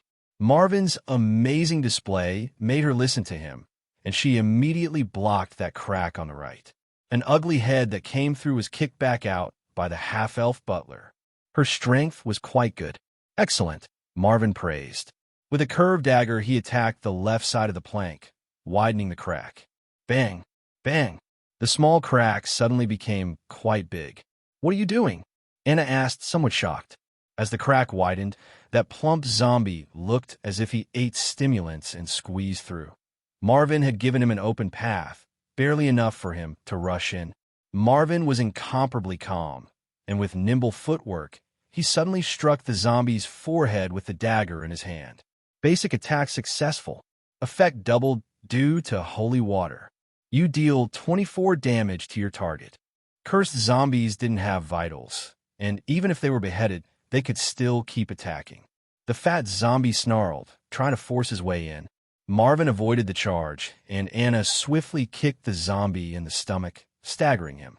Good job. Marvin rushed up to the zombie with good timing. Do it that way, don't attack. Leave it to me. Marvin didn't know if Anna could get the experience from killing the zombies, so in order to not waste the EXP, he secured them. He approached aggressively, slashing at the fat zombie with the dagger in his right hand, dealing 28 damage and leaving a mark from the holy water smeared dagger. This zombie was going to die shortly. The fat zombie gave Marvin 32 battle EXP. The following course of events became extraordinarily simple and boring. Because he had successfully applied holy water, a few slashes were enough to get rid of a zombie.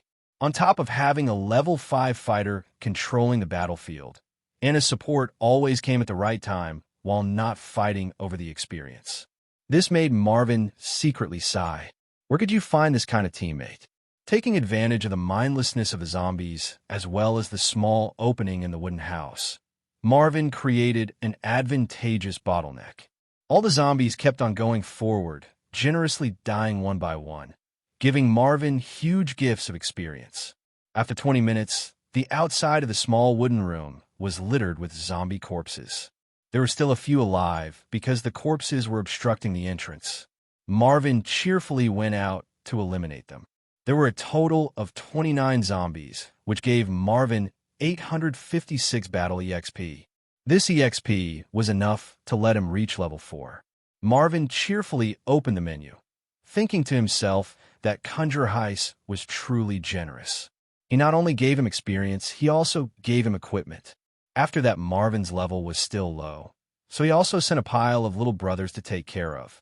After pondering for a moment, he decided to not use it all to level up Ranger to level 4. Leveling to level 4 Ranger from level 3 Ranger required 800 EXP, but he would only get a bit of skill points, HP, and a bonus to attack damage. To Marvin, those things weren't important for the time being. His battle EXP had some other uses. Spending 500 battle EXP. Cutthroat successfully learned. The second-rank Phantom Assassin skill impressively came up in Marvin's personal skill list. Cutthroat 46. Personal skills were unable to be upgraded by skill points and could only be upgraded through constant tempering. Marvin's cutthroat execution was already quite smooth, and as a result, he started as high as 46 points. His reason for slowing down his leveling pace and instead spending battle EXP to transform this ability into a skill was obviously because of the superiority of this skill in Feinan's world. Ordinary attacks and skill attacks were absolutely different. First, despite Marvin being incomparably familiar with Cutthroat, if he used it as an ordinary attack, there might be small flaws. These flaws might seem harmless, but could affect the entire battle situation. And there would be no such flaws when using a skill. Also, skill damage was twice as high as ordinary attacks. With the increase in skill points, the damage would continue to increase. When striking these small monsters, Cutthroat could trigger a critical hit. However, when facing some strong armored monsters and those with regeneration, the ordinary Cutthroat would be quite a helpless move. He finally learned his first attack skill, Cutthroat. Matched with the 50-point stealth effect, Sneak Attack, he was able to instantly deal 4 times the damage of a basic attack. The Ranger was known as the Jack of all trades precisely because of his all-rounder nature, able to follow any path. Of course, being an all-rounder often meant that the overall ability was quite average, but Marvin wouldn't let that happen. As a legend-level player, he knew a lot about this world and could comprehensively increase his strength through all kinds of means. The next step was to learn some powerful Ranger skills. Rangers came with some inherent skills, all basic abilities. The truly powerful skills all needed to be learned, either by being taught by a teacher, self-learning, or even by finding some uncommon skill books. Cutthroat was an advanced Phantom Assassin skill that could only be learned through a skill book. Therefore, he would temporarily save these extremely precious skill points in case he one day found a skill book, and would then be able to increase the skill level for a quick power-up. In Anna's eyes, Marvin's transformation was astonishing. From that pure and kind-hearted young Master Marvin to the current zombie, horde-killing Ranger with an unchanging grim face. It was really unfathomable. She had once wondered whether the current Marvin was putting up an act, but she understood Marvin extremely well and knew that he had suddenly become quite manly because she had taken care of that boy for many years. It's just that in one night, he grew up. I don't know what kind of dream he had. Anna watched Marvin wrapping up the loot when suddenly, "Wear this ring." Marvin gave her Heist ring. "For me?" Anna looked blankly. Marvin smiled. "Of course you deserve it. Without your help, I wouldn't have been able to kill Heist and all those zombies. Besides, I don't have any spells, so I can't even use Heist Diamond Ring for the time being. Don't you know some elven spells?" Anna nodded. "Wear it." Marvin grabbed Anna's right hand as if it was natural and put Heist Diamond Ring on her forefinger. Anna blushed. Although she knew that young Master Marvin had no deeper meaning, her heart still couldn't help beating faster. This ring can execute a chosen magic instantly. It's somewhat useful. Marvin didn't pay attention to those details, but looking around, he whispered. "Let's quickly leave this place." East City, Blackhorn Eagle Inn. After being paid a considerable amount of money for sleeping accommodations, the fat middle-aged boss passionately welcomed the two visitors who dared to be out after the curfew. In the best room, Marvin began taking inventory of the loot. The grave robber's wealth was quite astonishing. After deducting the inn expenses, they still had 378 silvers. Ever since they entered the city, they never had enough to be comfortable in the city. And, taking the 3 uncommon equipments into account, each one of them was worth more than 1,000 silvers. But Marvin would not sell those. Young Master Marvin, what are we doing next? Perhaps because of seeing unprecedented hope coming from Marvin, the young half-elf girl seemed quite full of energy. After Marvin studied the rough alarm mechanism deployed next to the door and the window, his whole body suddenly fell onto the bed. "Get some rest. We will have some preparations to do tomorrow. I'll let that Acheron gang reap what they sowed." Noon the next day, Marvin was woken up by hunger. He quietly got up and saw the young half-elf lady still sound asleep on one side of the bed. Her sleeping posture was very graceful, eyelashes slightly trembling, peaceful and beautiful. He quickly cleaned himself up without disturbing Anna and left through the door. He had quite a lot of things he needed to deal with. Marvin left the Blackhorn Eagle Inn and went to the market area to find a blacksmith from last time. He bought 2 identical common, curved daggers before leaving. Even if he was used to the dagger he was using, it still couldn't display the two-handed style properties alone. As for the third dagger, it was kept as a spare. Experienced fighters would prepare an extra weapon to be able to deal with all kinds of situations. He then took a trip to the slums in the northeast, where there were quite a lot of beggars ready to do anything for a few coins, along with many informants. Marvin needed their help for his operation. He returned from the slums, 30 fewer silvers in his pouch. He then bought some food and necessities from a nearby grocery store before quietly going back to the inn. When Marvin got back to the room, Anna was already awake. She was massaging her sleepy eyes, somewhat surprised to see a lot of things in Marvin's hands. "Young Master Marvin, are we really going against the Acheron gang? After all, there are only the 2 of us alone." Anna wasn't afraid for herself. She was only afraid of something happening to Marvin. Marvin handed over a hard piece of freshly baked butter bread, whispering, "We won't be alone. This city is darker than we thought. Perhaps our initial appeal for help here was a mistake. No one will help us. To get back our territory, we have to rely on our own strength. Eat first. Once you are done eating, I need you to go to the countryside."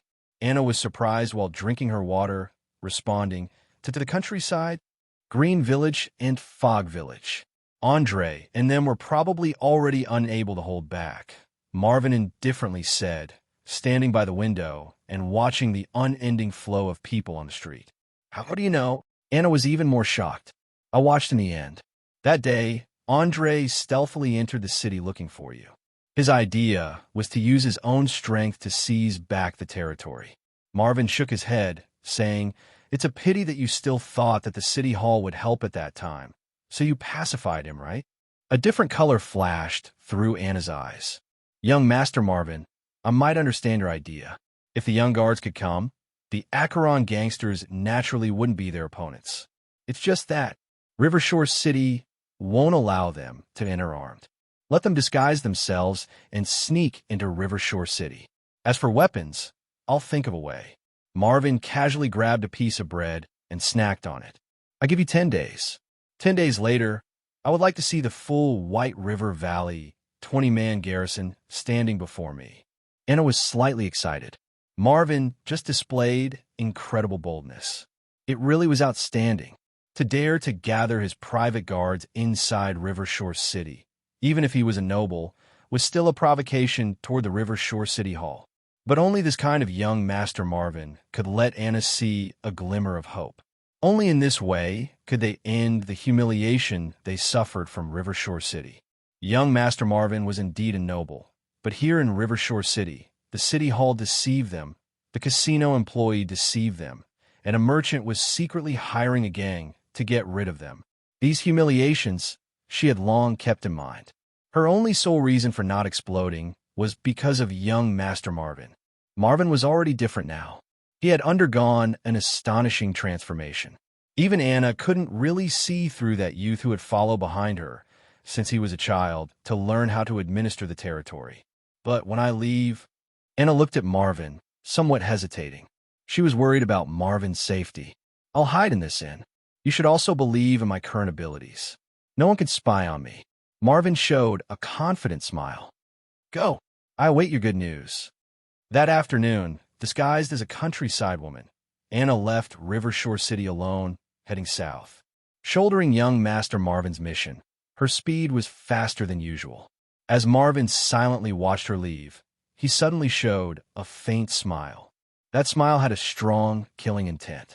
Sending Anna away served two purposes. First, he really needed the strength of that energetic garrison. And also, he wanted to kill tonight. He couldn't display his full strength with the half-elf butler at his side. For instance, while dealing with a grave robber, Anna had nearly ruined his plan. Sometimes, killing was a very simple thing, especially when a ruler of the night was involved. Marvin wasn't just showing off. He knew when it was time for him to undertake a task alone and when he should optimize the allocation of his forces. The reason he sent Anna to the countryside earlier was to dispatch the garrison for the protection of the ordinary villagers. After White River Valley got occupied, a large number of civilians ran away to take refuge in the Mountain, Green Village, Fog Village, and also Diskwater Lake. Those were all part of Marvin's territory. They were in the mountains, so it was easy to avoid the Knowles chase. Because of Rivershore City's rules, Marvin could only enter with his butler to ask for help. His garrison stayed behind in the countryside. Those young guys had already been unable to bear waiting, wanted to kill their way back, and were only awaiting Marvin's order. They were all extremely loyal guys, young and strong. However, this was still not enough. Marvin knew that there were many shadows behind the Knoll invasion. A 20-man garrison would be unable to resist against a trained Knoll army. He had to gather an even stronger force. And before that, he had to figure out who was targeting him. It might be stingy Uncle Miller, but it might also be someone else. In short, after tonight, everything would be clear. Nightfall, before Rivershore City's curfew, was the time when the whole city's sinister powers were the most active. Every major gang accountant began counting the profits of the day, and a few novice thieves would be beaten by the person in charge for not completing their daily quota. Soon, they would learn through the pain to improve their hand dexterity. At that time, they would be spared from the physical pain, but their share would still be merely enough to feed their family. This was a gray area of the survival rules. Gorgeously dressed prostitutes were standing on the alley beside the main street, a thick layer of powder on their faces. Sometimes putting on a thick layer of poor quality cosmetics wasn't because of their average looks, but to hide terrible acne. But nothing in this job could surpass the two scariest things, getting pregnant and falling ill. Both meant they would lose their job. Pyroxene Pub, backyard cellar. The light of the candle shone on the bodies of the dancing women. Two men secretly plotting together were sitting on a sofa made of tiger skin, laughing wickedly. Young Master Farmar, I specifically found women fitting your taste today. Now, you must properly enjoy yourself. Among them, a tall man pointed to one of the dancers with nice curves. There was a scar between his heavy eyebrows, and he had a ruthless look. The other had a short build and a wretched look, with heavy bags under his eyes, typical of someone that had his energy depleted by wine and women. He was unable to take his eyes off that dancer, continuously nodding. Good, good, good. Mr. Diaphius, as long as you get rid of that trash, I'll go back and definitely say something good to my father and make him increase your investment. Diaphius calmly said, Many thanks, young Master Farmar. That little kid, named Marvin, won't be able to escape our grasp.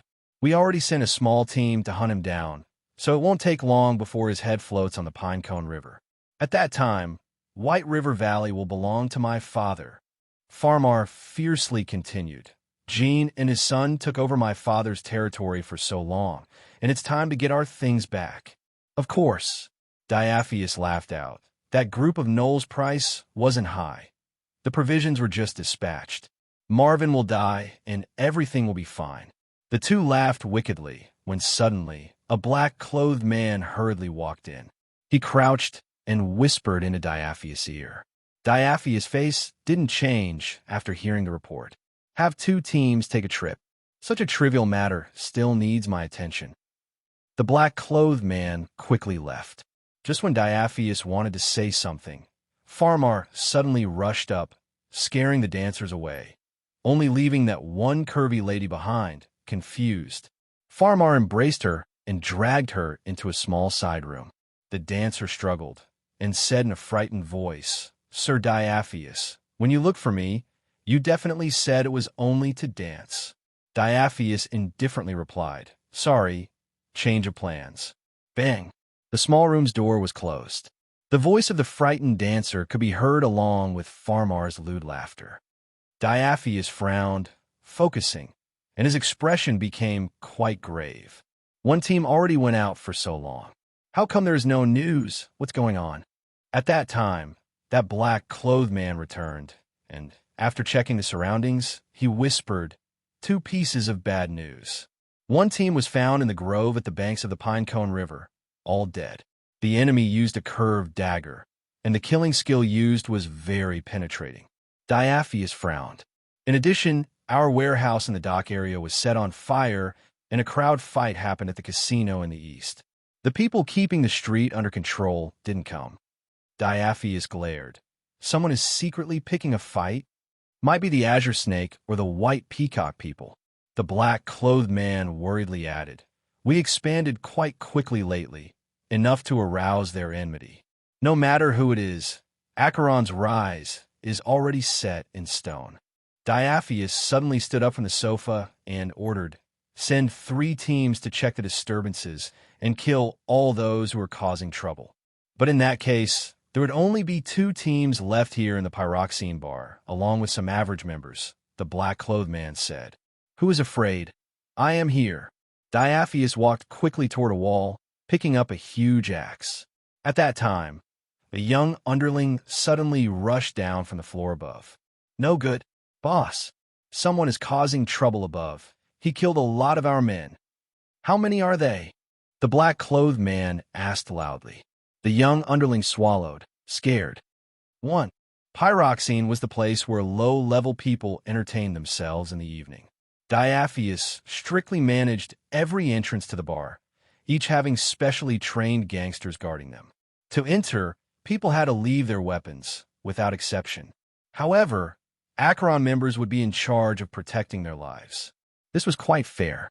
Besides a few low-level adventurers who didn't know life from death, the majority of the people would comply with these not-too-extreme rules, and, as for the fools, their bodies would be seen the next day in the drain. Don't provoke the local bully. This was a survival rule for adventurers. However, Marvin had to make an exception tonight. If people don't offend me, I don't offend them. This was Marvin's principle. The Acheron gang dared try to assassinate him, so he was about to do a psychological retaliation. Marvin was ready as soon as night fell, all his preparations done, twin daggers in hand, 2 more daggers hanging from his waist, along with a spare curved dagger. This was his weight limit, and any more would hamper his dexterity. He wore a black mask on his face covering half his face. It wasn't because he wanted to hide himself, but from his experience, the unknown was more scary. Today he would spread fear over the Acheron gang's territory as much as he liked. The Pyroxene guards weren't a problem for him, as he knew of similar bars, and they usually have a weakest spot: the kitchen. He had already asked around the slums, discovering that every day someone would transport fruits, vegetables, barrels of wine, and other such things through the kitchen to a storeroom. That was where the guard was the sloppiest. At 7:30 in the evening, the cart transporting the provisions arrived right on schedule. 2 guards immediately came forward and began to check the things on the cart. At that time, Marvin used stealth and smoothly rushed in. The kitchen was filled with a fishy smell, and 2 chefs were fighting a silent battle with the side dishes, not daring to look around too much. From the corner came a low, sobbing voice. Marvin frowned. There were 2 ordinary Acheron members in the middle of beating up a pitiful young girl. The seemingly 5 or 6-year-old little girl was very stubborn. Even facing the two adults beating her up, she wouldn't beg for forgiveness or burst into tears. Only a low and involuntary sobbing sound could be heard. Your mother already died. Remember to roll away for your father. Damn daughter of a whore. Both are so stubborn. The thin one cursed, actually daring to ask us for money. She would receive any customer, and now she finally died from getting sick. That whore just deserved it. Swindler. The little girl, whose hair was grabbed, angrily yelled, "She is worth a lot of money for you. She hasn't died yet. She just needs money so I can look for priests to heal her. Give me some money quickly. Back to your mother." The other man ruthlessly slapped the young girl's face. The girl almost passed out from the slap. A huge swelling appeared on her face, blood showing on the corner of her eyes. "Give me my money." Death didn't matter to the little girl, clenching her teeth as she desperately shouted. The two men glanced at each other, and the thin one clenched his fist and nodded. Marvin knew they were going to kill her. SHNG. A curved dagger was unsheathed. The two chefs were terrified, trembling and deathly pale. "Take care of your own business." The thin one sneered. "You didn't see anything." One of the chefs, the young one, clenched his kitchen knife, his fingers going white. He gritted his teeth, his eyes filled with fear mixed with rage. "Don't be impulsive." The older chef dragged him away, showing a hint of grief. "This is not something we can deal with." The thin man holding the curved dagger suddenly grabbed the little girl's shoulder. She lacked the strength to struggle, but she glared at him with a look that showed that she was ready to die. This made him feel quite uncomfortable, as if a ghost was staring at an ordinary person. "Little whore, die for me," the thin one shouted. A cold light flashed. Blood spurted out, splashing onto the little girl's face. The thin man's head fell to the ground with an astonished expression on it. A figure suddenly appeared behind his body. Cutthroat has been used successfully. Sneak attack bonus. Damage X2. Target dead. 22 battle EXP acquired. Marvin's all-out attack, along with the cutthroat and stealth bonuses, surprisingly achieved a similar effect to the third-rank class, Outlaw of the Crimson Road. His super skill, Beheading. Marvin's sudden appearance caught the thin man's companion unprepared. He was about to draw his weapon to defend himself, but unfortunately, Marvin's left hand back slashed accurately, splitting his head open.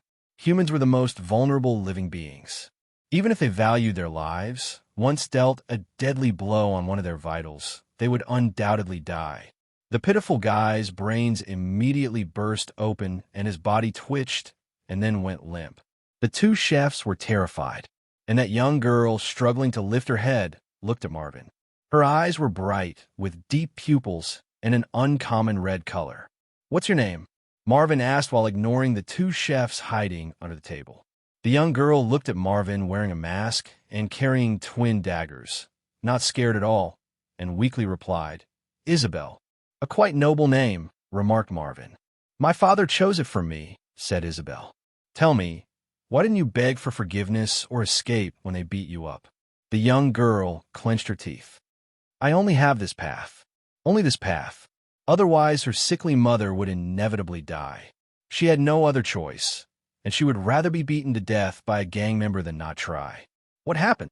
At that time, the two guards that were checking the cart of goods rushed into the kitchen, shocked. They had noticed a bloody smell. Marvin quickly turned, silently walking through the shelves. The two guards only noticed the young girl in the corner and the two corpses. They were extremely startled. From her blind spot, Marvin stepped out and did a high leap, both weapons in his hands hacking down in harmony. With this powerful dash, the two guards didn't even have time to draw their weapons before their skulls were cracked open. This was the terrifying two-weapon fighting. The left and right hands were in perfect sync, able to multitask and attack two targets at the same time. The bloody smell in the kitchen was even stronger now. The problem wasn't too big for the time being, as the people in the bar would only think that it was due to butchering. Looking at this frightening bloody scene, Isabel took a step forward and asked in a low voice, "You are the Acheron gang's enemy, right?" "I'll kill them tonight," Marvin answered. He didn't ignore her for being a little girl. Her stubbornness had won his respect. "Do you need a guide?" The little girl walked over to him while staggering, and with bright eyes she said, "I know everyone in the Acheron gang and their sinister deals. I know their boss is hiding in the cellar behind the courtyard. I know the way." Marvin laughed and rubbed Isabel's head. "You are quite brave." After saying that, he gave her a dagger. "Hold on to it, Isabel. We have a common enemy tonight." The young girl with the dagger in hand felt like a totally different person. She took a deep breath and asked, "Where do we start? Assassination?" "No." Marvin kicked the kitchen door, calmly walking through the entrance with his twin daggers. "We killed him from the front." As long as he was advancing in the bar, Marvin didn't intend to conceal himself. Even if he was quite good at that in the past, he was currently a ranger, not a thief.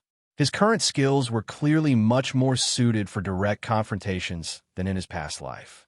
His footsteps, blade skills, and experience cleanly wiped out all these gangsters that didn't know anything past watching a few streets. He was level 3 now, so all these gangsters were just giving a flat 10 EXP each. Such a joke. Just a pack of mobs. When Marvin kicked the kitchen door, a sharp gangster immediately took out a machete and came attacking. Gang swordsman, level 3, HP 78. Unfortunately, they were wearing plain cotton clothing, with none of them wearing armor. Human HP without armor was close to nothing, especially in front of Marvin, this super expert good at dealing deadly attacks.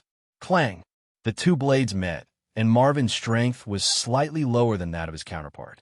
However, with a slight nudge of his wrist, his curved dagger slid down along the machete blade, and abruptly, with a strange reversal, the blade conveniently sliced at the gangster's wrist.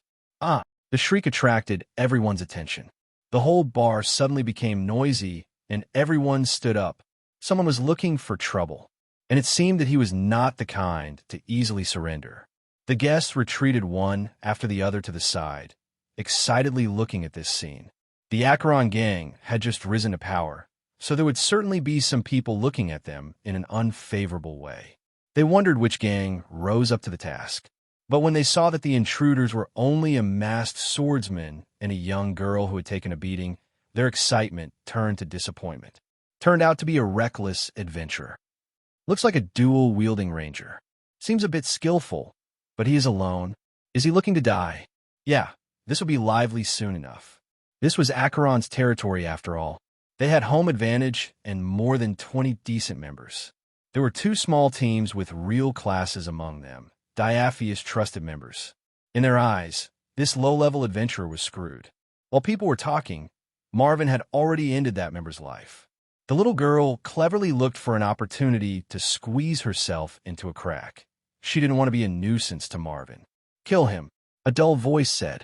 6 similarly dressed adventurers came from the crowd and surrounded Marvin. 2 thieves, 3 swordsmen, and 1 unknown, probably a rogue.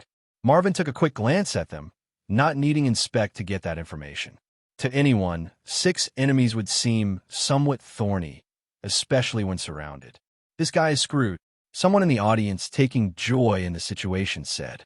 3 swordsmen roared and rushed over. Marvin coldly sneered and suddenly dashed to the bar counter before jumping. He leapt onto the beams. 18 points of dexterity let him achieve quite a lot of things that would be impossible for a normal person. Unfortunately, I don't have anti-gravity steps, or I wouldn't have to go through so much trouble. Marvin got an idea, and with exceptionally nimble footsteps, he quickly jumped over a few beams before kicking one of the pillars. He arrived behind one of the gang swordsmen in a flash. Using the force of his dash downward, he flipped his curved daggers in the form of scissors. Everyone was shocked, and the gang swordsman instinctively raised his machete in an attempt to ward off the blow. Clang!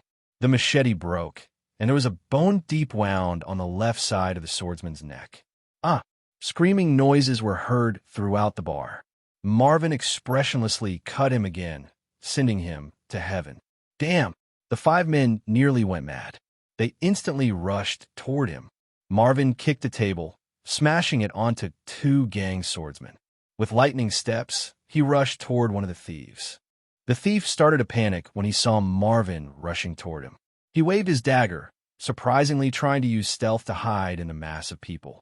Retard, using stealth in the middle of a battle. Marvin sneered and slashed viciously with his curved dagger toward the slow-moving shadow's back. A shriek could be heard as the shadow became clearly visible. Marvin slashed the back of the thief, who then stumbled before falling to the floor. These gangsters' abilities were too low. Apparently, they were only good at bullying ordinary people. Stealth needed a long preparation time, so using stealth in the middle of a fight was definitely courting death. Furthermore, it would not be a strong invisibility, requiring you to cover your tracks. Marvin kicked away his dagger while finishing him off by nailing his throat, using his hands and feet at the same time. The remaining four were panicking. They unexpectedly wanted to escape. Marvin's actions were way too sharp. Only an expert Super Ranger could display that kind of ability. The audience immediately burst into an uproar. They hadn't thought that this dual-wielding masked man would be this powerful. To face 6 enemies and eliminate 2 in an instant while being unharmed was quite inconceivable, unless he was some kind of army elite. Could it be an elite mercenary? Someone thought of this kind of possibility. In the end, those 4 guys still needed to brace themselves and face him. But this time, they were quite careful and covered for each other, while the audience cautiously retreated to the corner, afraid of getting caught in the crossfire. Marvin jumped straight up high onto a beam, stuck his twin daggers into it, and then very nimbly grabbed something from the 2 pouches on his belt with both hands. Crash! He threw something from his right hand. Sand! Careful! It's sand! They subconsciously used their hands and weapons to shield their eyes. Those guys were even more annoyed because that kind of scum tactic was theirs to begin with. They weren't expecting this dual-wielding ranger to use it.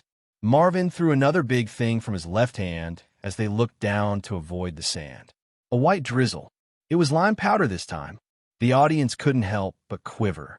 This time the timing was quite frightening. The 4 men just had lowered their weapons and arms down after avoiding the sand and were ready to go on the offensive, but would have imagined that right at that time, a white drizzle of lime powder would enter their eyes.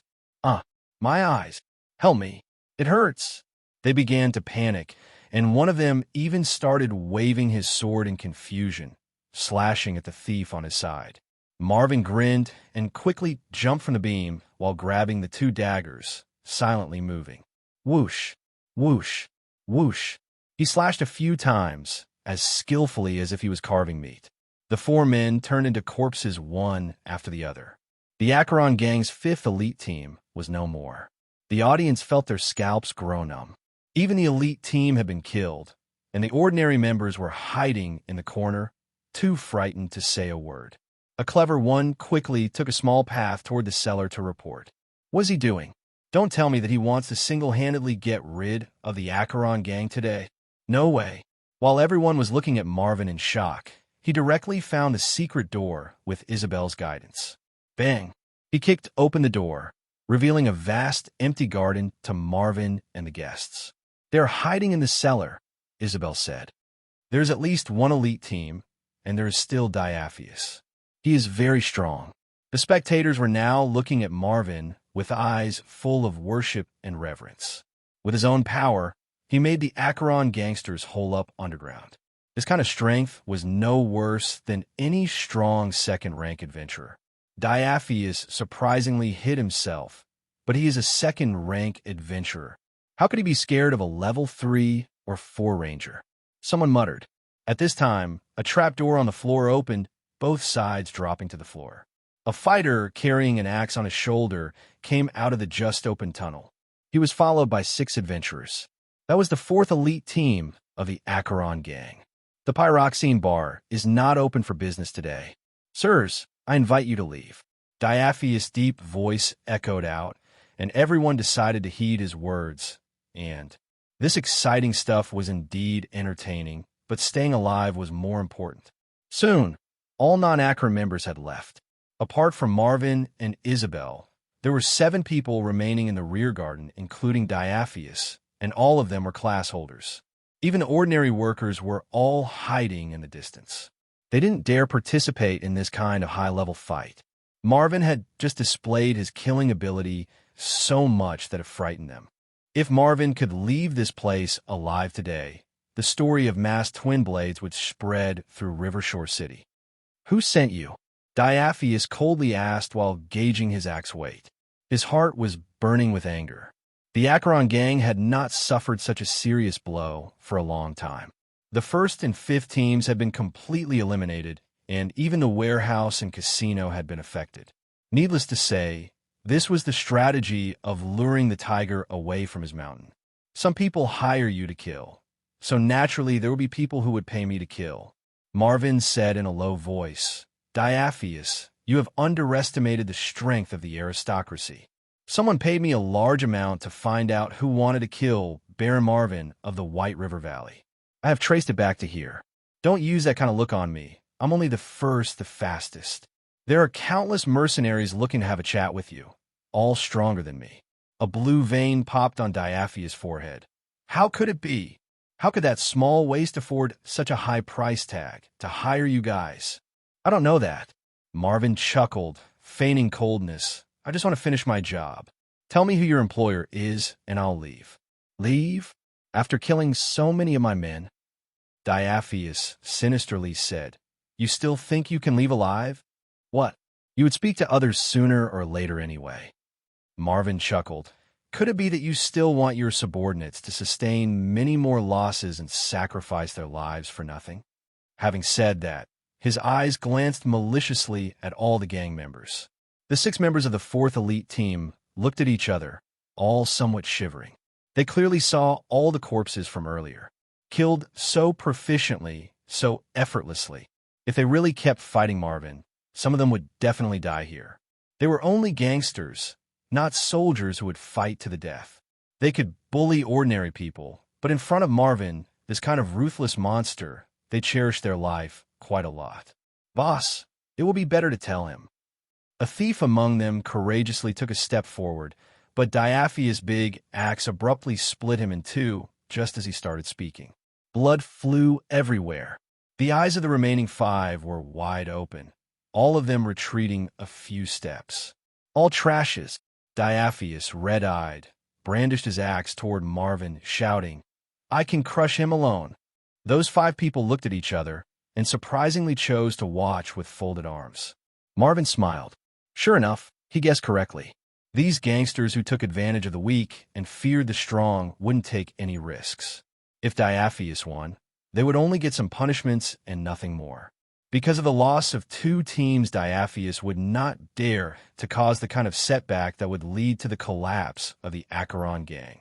If Diaphius lost, they could just give their employer's information to this killer, saving their own life. They wouldn't do something desperate. This was the best news for Marvin. If they had helped Diaphius surround Marvin, even if Marvin's experience was plentiful, he would still have little choice but to temporarily retreat, using indirect tactics. But in a one-on-one, he definitely wasn't scared of Diaphius. Diaphius' hands firmly held the huge axe, his 2 eyes seething with fury and tightly locked on Marvin. He was tall with well-shaped muscle all over his body and a flame tattoo on his neck. Barbarian? Marvin flourished his twin daggers beautifully while secretly using inspect. His luck was good. Diaphius' attributes were revealed in front of Marvin, and as expected, he was a barbarian. Diaphius, LVL 5 Commoner, LVL 6 Fighter, LVL 2 Barbarian, HP 179. Marvin had to go all out when facing Diaphius. This guy was a real fighter, or he wouldn't have been able to establish his power in Rivershore City, and in only a short 6 months, or so it was said, due to his methods of creating small teams. Marvin even suspected that this guy was formerly from the military. A true soldier and a town guard were quite different, especially on the battlefield where they were cleanly tempered under the blood and fire, their willpower quite resolute. This was very helpful for fighting. Furthermore, being from the military meant knowing quite a lot of military-use martial skills. His axe was quite sharp, and if one were to get hit by it, they would most likely die. His strength is at least at 19, which could totally suppress me. I need to dodge as much as possible and avoid blocking with my weapons. Marvin quietly moved while displaying an awfully calm expression on his face, but he was already on guard inside. This was the most powerful enemy he'd encountered since his transmigration. While the two sides were locked in a stalemate, Marvin suddenly looked at his battle log. Because you fought 6 enemies alone and scored a victory in a chaotic battlefield, you obtained the title Chaotic Battlefield Expert. Chaotic Battlefield Expert. When you fight multiple enemies, your dexterity temporarily increases by 1. Multiple enemies? Does it count now? Marvin thought happily, immediately switching titles from Newborn Ranger to the new Chaotic Battlefield Expert. That was 1 whole point of dexterity. He needed 2 levels to get an attribute point. Sure enough, after wearing this title, his dexterity became 18, plus 1. Apparently, even if the 4th team wasn't attacking, they also had some enmity and were considered enemies. 19 dexterity. 1 more point, and he would enter the ranks of the Super Nimble. But Diaphius was extremely good at taking advantage of the opportunity, suddenly roaring in that split second when Marvin wasn't paying attention. 2nd rank Barbarian skill, Intimidating Presence. Marvin's body immediately went stiff where he stood. You experienced Intimidating Presence. Willpower check. Willpower check finished. Your body will continue to be stiff for 0.5 seconds. Shit, Marvin gloomily let out. Diaphius laughed nastily while waving his gigantic axe toward him. That's bad. As the sharp edge of the large axe flew forward to split Marvin in 2, he forcefully turned his body at the last moment. Stiffness lifted. Marvin's rich fighting experience saved him once again, letting him quickly lean to the side to dodge the mortal blow. Boom! Diaphius clearly used all his strength to swing the great axe, and was unable to stop the blow from cleaving into the floor. A cloud of dust flew. Now, Marvin's eyes shined as he was dodging, and he suddenly dashed toward Diaphius' back. 19 points of dexterity gave him an extraordinary response time. He was as agile as a swallow, his legs clutching on a Diaphius' lower body while raising his twin daggers horizontally. Cutthroat. A hint of fear appeared in Diaphius' eyes. He didn't think his powerful, intimidating presence would only produce the lowest effect on Marvin. This can't be. Barbarian's intimidating presence was usually enough to stun low-level adventurers for 2 seconds, not just a short 0.5 seconds. However, he couldn't have known that Marvin was someone who had transmigrated and gone through many battles, which had made him strong-willed. He wasn't that cowardly youth anymore. Even if his willpower stat wasn't high, his soul was so tough that it played a crucial role in the check. Miscalculating the intimidating presence duration made Diaphius careless for a split second. But he was also an experienced fighter, so he directly let go of his great axe and quickly used both hands to protect his throat from Marvin's cutthroat. Whoosh! Blood flew violently as Diaphius left and right hands held onto Marvin's curved daggers. Cutthroat failed, but Marvin's attack wasn't over. He sneered, pivoting his whole body around his arms and above Diaphius in a gravity-defying stance while twisting his curved daggers. Ow! Even with the strong willpower of a barbarian, he still couldn't stand that unbearable pain. He pushed the curved daggers away, but then felt an even more excruciating pain at his back. In that split second, the tip of a dagger stabbed into the left side of his spine. Marvin's body was fluttering in the air, his left hand already leaving the curved dagger behind while his right foot kicked it. Arg! Diaphius let out a pained scream as the dagger was nailed on his shoulder blade, approaching his heart. Marvin's body completed a perfect somersault in the air and stably landed on the ground. The elite team on the side felt coldness running down their backs while watching. This wasn't something a human could do. Exercising this kind of control over his body, only the abilities of those legendary high elves could compare. Diaphius wasn't an ordinary gangster. He wore heavy armor, and apart from his throat and vitals, there were only small gaps in his armor that one could exploit. Marvin could stab his dagger that accurately while in midair. Even a second-rank Phantom Assassin would not dare to say that they could do it. This was the most natural skill and fighting instinct, tempered from experiencing countless battles. There was no shortcut to get there. These gang members already began rejoicing that they hadn't fought, because if they had, they would have certainly died. This dual-wielding ranger's strength was not as simple as it looked. He certainly was a super expert. I heard some powerful experts could hide their strength, making theirs appear lower by several levels. This masked twin blades is surely a super expert. He is done for. We shouldn't irritate that super expert. Who knows how much that troubled noble paid to hire someone so powerful. The few elite Acheron members had already been trembling in fear. But Marvin didn't care because he wasn't able to kill Diaphius with those moves. There was no critical hit. Marvin took a quick glance at the battle logs, somewhat regretful. Those moves were already close to the limit of what he could do with his body. He had used up quite a lot of stamina. Diaphius had lost more than 60 HP and was bleeding, but he was still alive. He painfully covered his back while panting. Every minute, every second, that dagger stuck on his body would both take some of his HP and reduce his willpower. Damned Ranger! He bitterly withstood the residual pain, displaying his abnormal barbarian willpower. He picked up his great axe once again and did a powerful low sweep. Marvin's pupils dilated as he skillfully dodged with a roll. But Diaphius had clearly learned his lesson, as this time he did not give Marvin an opportunity. He only used part of his strength so that he could keep attacking. The crazily waving great axe painted violent and disordered shadows across the wide backyard. It seemed quite cold and lifeless under the moonlight. Marvin depressingly wandered outside the great axe's range, occasionally trying to launch an attack, but Diaphius would put his life on the line to threaten a mutually deadly exchange of blows to force Marvin back. Diaphius could take one of his blows, but Marvin didn't dare to try taking one hit from that great axe. Both sides were caught in a bitter struggle. This was a willpower race. Marvin's stamina was quickly depleting, while Diaphius' HP was crazily dropping. That dagger played a key role in this battle. Unfortunately, Marvin hadn't had time to dip it in poison earlier, or it would have gone smoother. But that kind of product was very restricted, so getting a hold of it wasn't easy.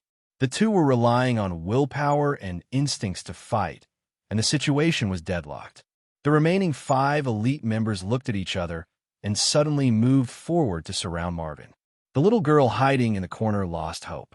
They wanted to go against Marvin because they all saw that Marvin's stamina would soon run out. He began to pant. Dealing with Diaphius' axe already took a lot out of him. If they were to attack now, they would certainly defeat Marvin. No matter how strong, without stamina one still couldn't do anything. His threat and oppression weren't in effect anymore. Are you sure you want to do that? While doing a sliding step to once again dodge Diaphius, Marvin asked, "Could it be that you want to die?" "He is all talk." A thief among them said, "Let's surround him and push him around a bit, and the boss will be able to dispose of him." After he said that, the 5 came over from behind him. Enemies on both sides. A pale Diaphius was dragging his axe, cursing these opportunistic bastards in his heart, but nevertheless, they cooperated to get rid of Marvin. Quickly escape. The little girl couldn't help but rush out from her corner. At this time, she saw Marvin turning his head and giving her a splendid smile. The next second, Marvin suddenly dashed toward those 5 people.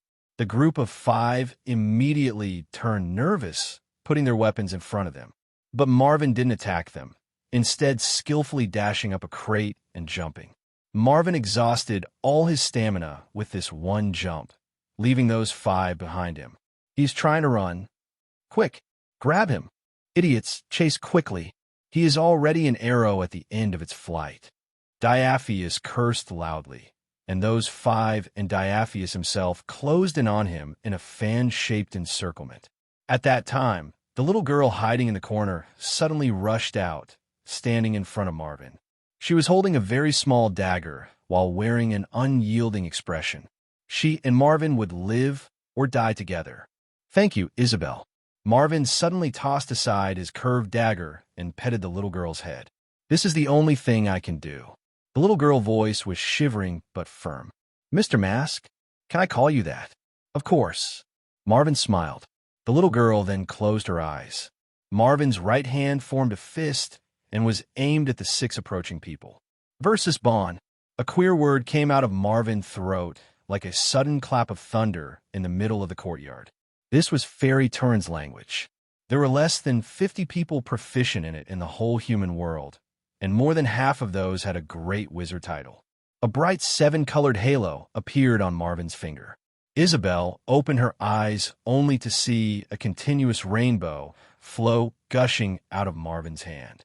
It was as beautiful as holiday fireworks, but also exceptionally cruel. This was one of the most frightening magics. Rainbow Jet. The 6 chasing people were all under the area of effect of the Rainbow Jet. The 5 first-rank adventurers' bodies were hit by the Rainbow Ray, and their bodies began to crystallize from fleshy human bodies to 7-colored crystal. In an instant, these crystals broke down into pieces one after another, exploding into a large amount of blood and bone fragments, flying in all directions. This was a very bloody scene. Only Diaphius was a bit better because he had retreated and only his chest was hit by the Rainbow Ray. Despite that, his HP also dropped, and he only had 30 HP left. The other 5 were definitely dead. No, Diaphius was sorrowfully screaming. Both his hands were crystallizing, and he gradually lost the ability to swing his axe. "Lend me the dagger," Marvin asked. The little girl immediately handed it over. Marvin waited in his hand before it suddenly flew. Bang! Right in between the eyebrows. Diaphius' eyes were wide open with disbelief as he fell backward along with his great axe. Scary. Only Marvin and Isabel were left in the courtyard. She tilted her head to one side, and surprisingly, a smile appeared on her face. Very beautiful. Remember, don't touch them. People hit by the Rainbow Jet will carry crystal energy for 2 hours, and this could infect others, Marvin warned. "Mr. Mask, are you a wizard?" "No, I'm only a ranger," Marvin said. "But magic really is the most powerful killing tool nowadays." He quietly continued in his heart. "I'm afraid that it won't be in half a year."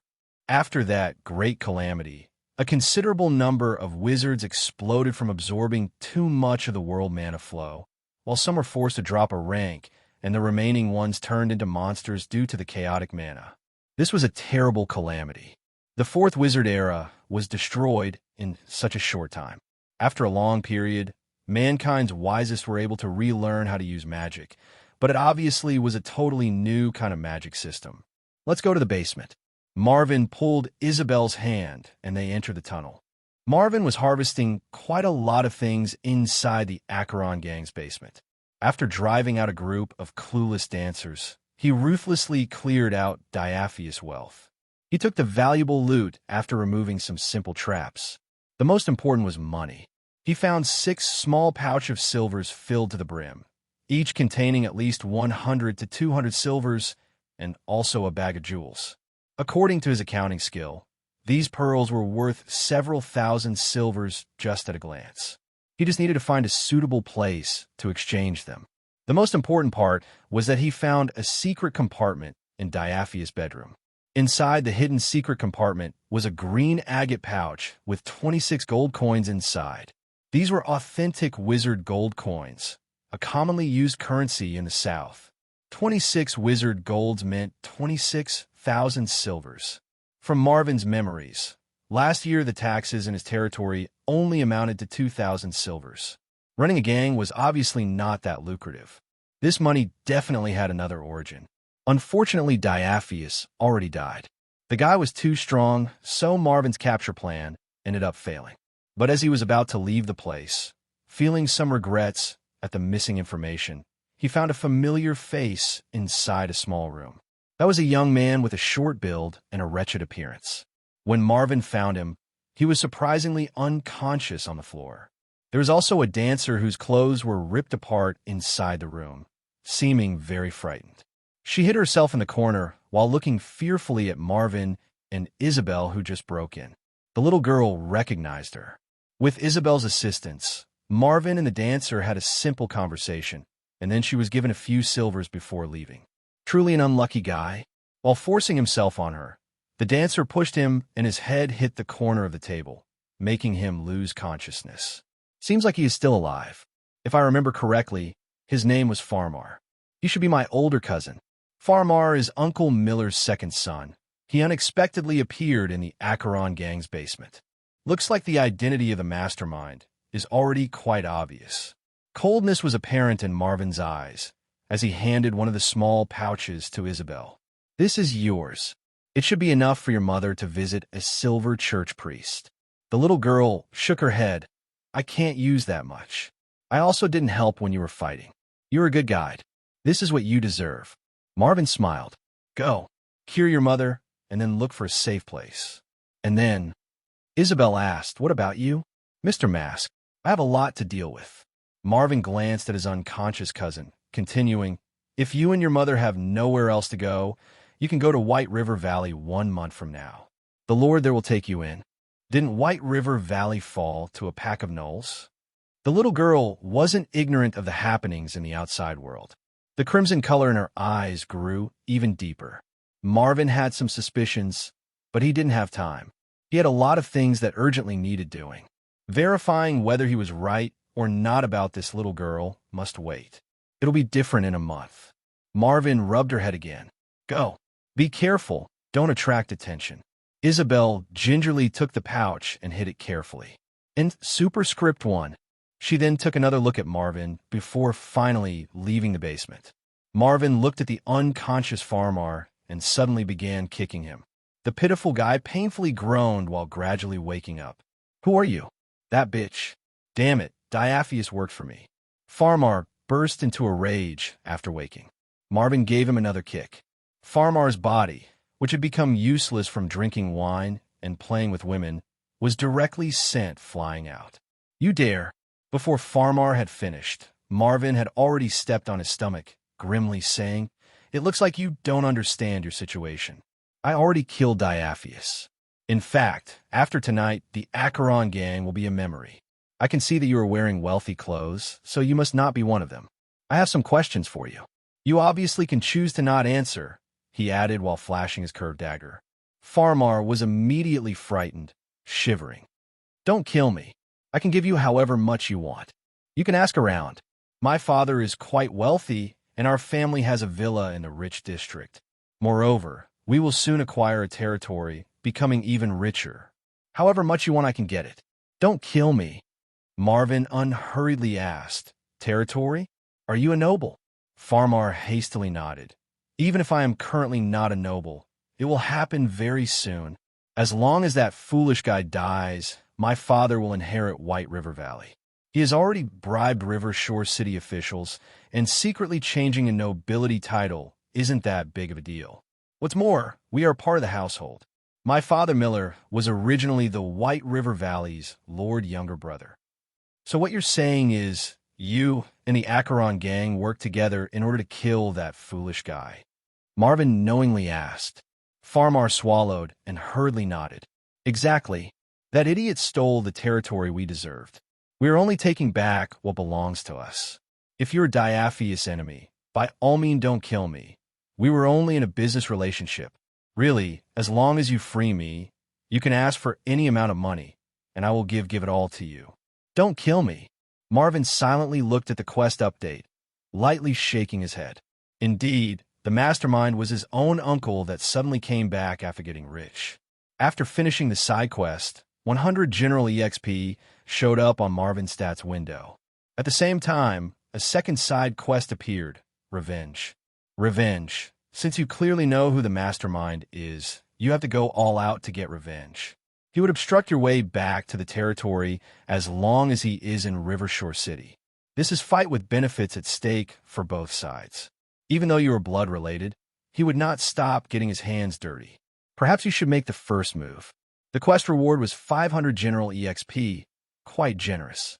In fact, even if he didn't have this quest, Marvin would still go look for his troublesome uncle.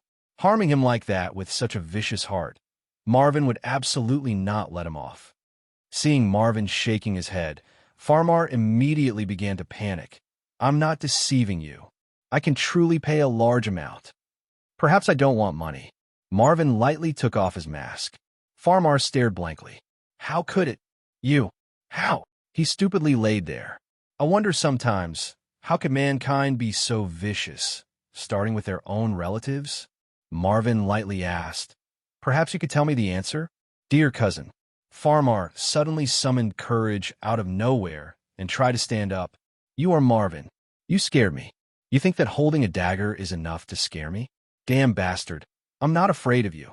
Marvin took half a step back as Farmar sinisterly climbed up and ruthlessly charged at him. You should have already died. White River Valley is mine. Whoosh.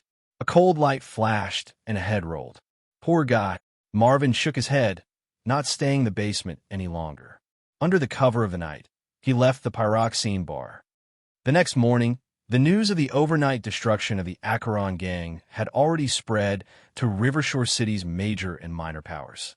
As for the two teams, they luckily survived because they had been sent out to suppress the situation. They also were assimilated very quickly into other gang powers. Everyone said that the Acheron gang provoked someone they couldn't afford to mess with, someone with outstanding fighting skill who used twin daggers and wore a mask. He single-handedly eliminated the majority of the Acheron gang's elite overnight, displaying quite frightening strength. Since then, the legend of masked twin blades spread throughout Rivershore City. And in a villa in the rich district of Rivershore City, a plump middle-aged man's face was as white as a sheet of paper. In the hall above, a thick white layer of cloth was covering a stretcher placed on the ground.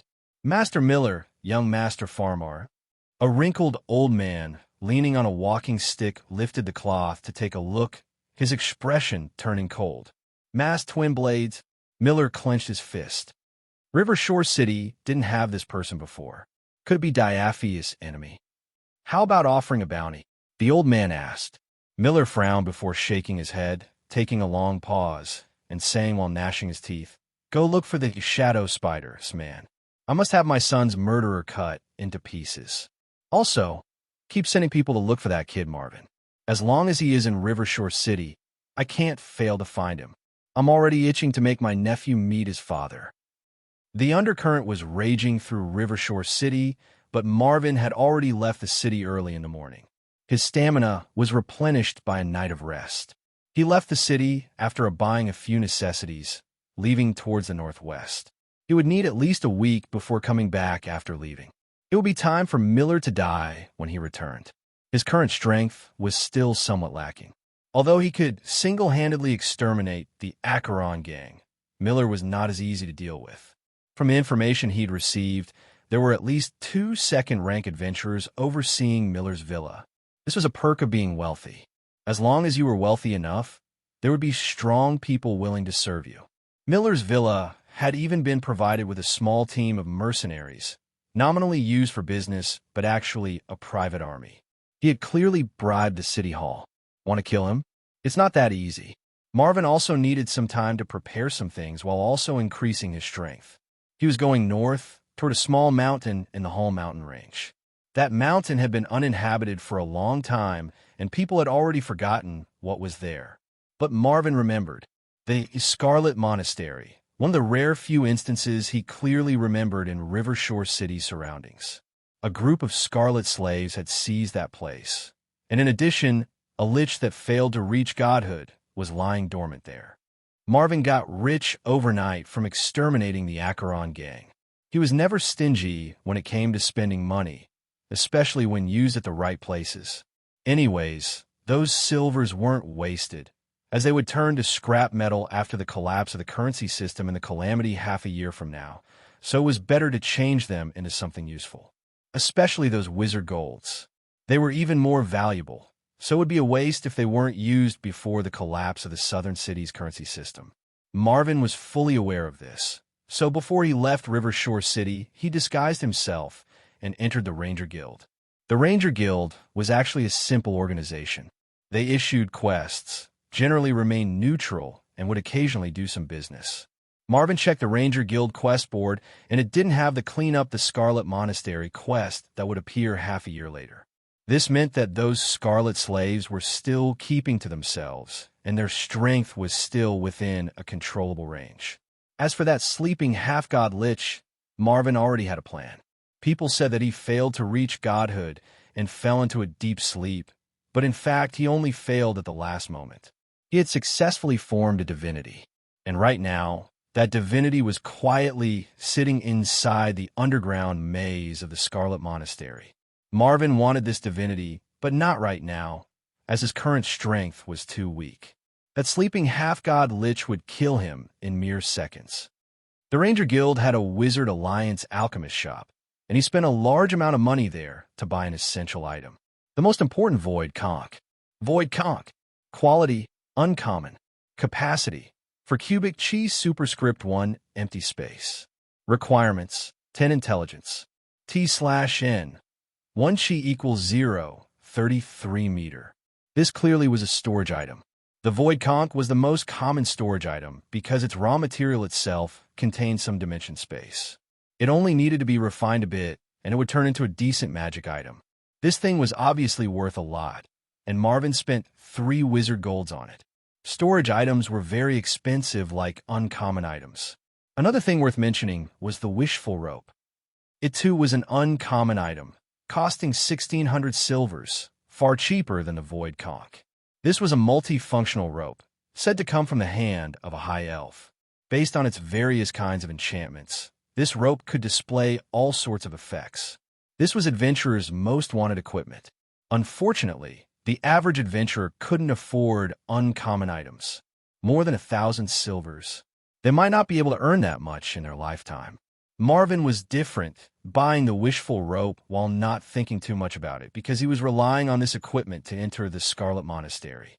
Without it, he would be unable to pass the monastery gates paying monks. Hall Mountain Range, on a nameless peak. Marvin, with twin blades in hands and the Void Conch around his neck, carefully treaded on the rough and uneven mountain path. Feinan's wilderness was quite a dangerous place. Although it wasn't too bad right now. After the Calamity, the wilderness would be filled with monsters infected by chaotic mana. These creatures would be called devils. They were a lot stronger than they originally were, and more bloodthirsty. A lot of cities even fell under those monsters' destructive power. From Marvin's memories, Rivershore City was one of the few southern city-states that hadn't been overcome by the monsters. The reason was simple. Rivershore in the south and Jewel Bay in the north both had a large-scale influx of players. With the help of the players, they fought back the large amount of monsters, and thus Rivershore City was saved. But this time, Marvin had a bad feeling. Those gold children, players praised by all the natives, might not be there this time. If that was the case, the problem was whether Rivershore City was able to defend itself with its own power. But Rivershore City was still a relatively safe place before the Calamity, especially this mountain. Because of that divinity's slight suppression, the creatures still possessed a bit of animal instinct and wouldn't draw close. This actually let Marvin's burdens decrease. Marvin followed a small path and was soon in front of a valley surrounded by dense fog. That place was the Scarlet Monastery's main entrance. 2 2-meter-tall paying monks, each holding an iron rod, were solemnly standing, looking far in the distance as if they were statues. In fact, they weren't living beings, but once an outsider approached, they would be activated by the Lich's enchantment magic.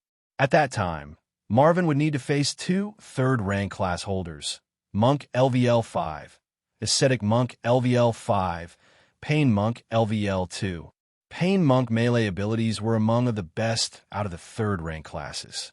Not to mention the half-god Lich who casted many curses on their bodies, each a strong buff.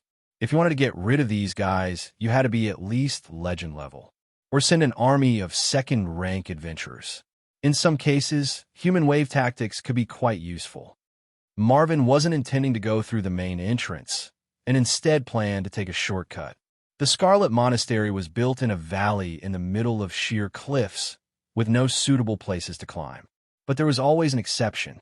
Marvin knew that there was a goblin cavern nearby, and after eliminating the few goblins inside, you could find a small platform. Using the Wishful Rope there, he could descend to the Scarlet Monastery. But it was a bit risky.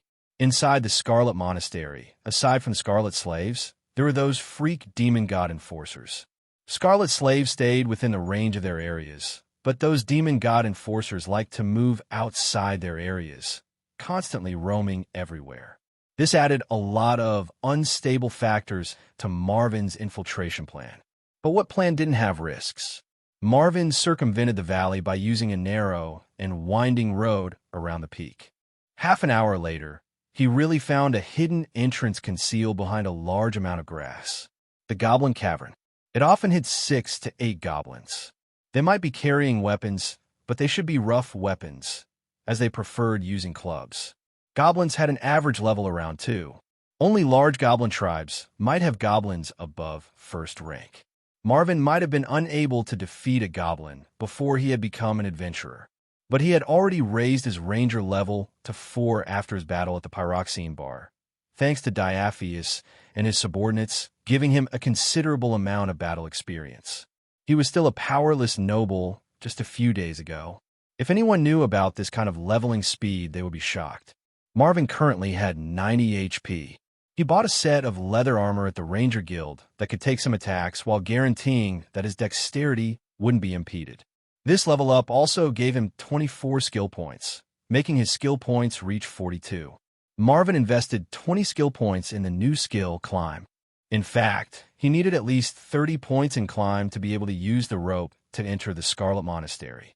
But the Wishful Rope had a hidden bonus lowering the climb requirement by 10, so he only needed to use 20 points. The remaining 22 were saved for later use. He pushed the grass thicket aside and crouched down before walking in. He used a flint to light a simple torch he had also bought in the Ranger Guild, making a faint flame appear inside the cavern. A weird shout echoed from the depths of the cavern. With a torch in his left hand and a curved dagger in his right, Marvin bluntly started killing his way in. Half a minute later, a few green bodies were spread on the ground in the depths of the Goblin Cavern. These goblins were all uncivilized and hadn't developed any wisdom, so one couldn't speak with them. Their strength was low, and thus, they quickly turned into corpses under Marvin's dagger. Goblin caverns had this particular smell of rotting creatures. Most people would directly leave, but Marvin still carefully searched the surroundings in case there was a treasure chest or maybe some spoils of war. He knew that goblins were usually quite poor, but he would still not exclude an unforeseen event. Being overcautious would sometimes bring an unexpected harvest. Marvin found an undamaged chest in a corner of the Goblin Cavern. There was a copper lock on the chest, and it looked like someone had tried to force it open. No need to guess, as it was certainly the work of those goblins. There is some mud on the chest.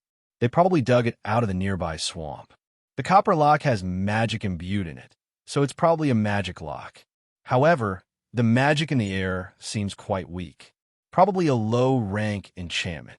What is hidden inside? Marvin took a scroll from the Void Conch with hesitation. This was a costly scroll known as a Lesser Magic Unlock Scroll, used to replace Thief Skill, Unlock. There were 2 kinds of Unlock Scrolls.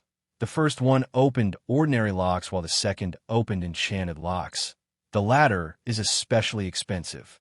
Marvin bought 10 common unlock scrolls and only 5 magic unlock scrolls. There were many places hiding treasure chests inside the Scarlet Monastery. Marvin's target was those hidden treasure chests. He wasn't sure if this small treasure chest in front of him was worth using a magic unlock scroll. From my memories, there should be 3 treasure chests with magic locks in the second hall, while the rest are all ordinary locks. The second hall has Corpse Seeker with a keen sense of smell roaming about. With my current level, I won't dare to try sneaking around. Might as well give it a shot. Marvin made up his mind and ripped a lesser magic unlock scroll. A pale white key flew out from the scroll and entered the lock. Clank! The lock opened. Marvin listened attentively. There shouldn't be any traps inside, but for the sake of being cautious, he stood away from the chest and used a twig to open it. There was no trap inside the chest, as expected. Marvin sighed in relief and approached. Inside the 3-chi-tall chest, Marvin saw a few pieces of yellow parchment along with a blue-colored gem. Holding the few pieces of parchment, Marvin felt moved. He recognized the language, but he didn't speak it. This was the language of the ancient goblins. Before the goblin clans fell, this race had quite a dazzling civilization. Their accomplishments in the engineering field rivaled those of the dwarves. Marvin knew very little about the ancient goblins' fall, but he was quite knowledgeable on their strong engineering. Looks like these sheets contains knowledge of the ancient goblins' engineering. I don't have an engineering class, and even with the nobility knowledge field, I still can't read it. But this thing must be kept carefully. It might come in handy later. Marvin didn't recognize the character at the top, but he could understand the design. There was a realistic symbol on top of the stack of parchment. If he guessed right, that should be a very famous kind of construct in engineering, the mechanical ghost statue. It seemed that this treasure chest wasn't dug up by the goblins, but rather had been handed down from generation to generation. Marvin took the stack of parchment along with the gem made from an unknown material and carefully put it away. There were quite a lot of blue-colored gems, but he was a total beginner in the geology and jewel appraising field, so he couldn't tell this gem's origin. He had to find a specialist jewel appraiser. But since the gem and the blueprint of the mechanical ghost statue were stored together, it was safe to assume that they probably came from the same place. Because of the stack of ancient goblin parchments, this small and damp goblin cavern didn't feel so dirty anymore. Marvin cheerfully followed the small path down. He soon arrived at the end of the cavern and started feeling the walls. A small platform appeared in front of him after pushing a stone. The sunset could be seen in the distance as dense fog rose up in the valley. Marvin's small body stood on the platform, staring at the bottom. He only saw the monastery gate not too far away.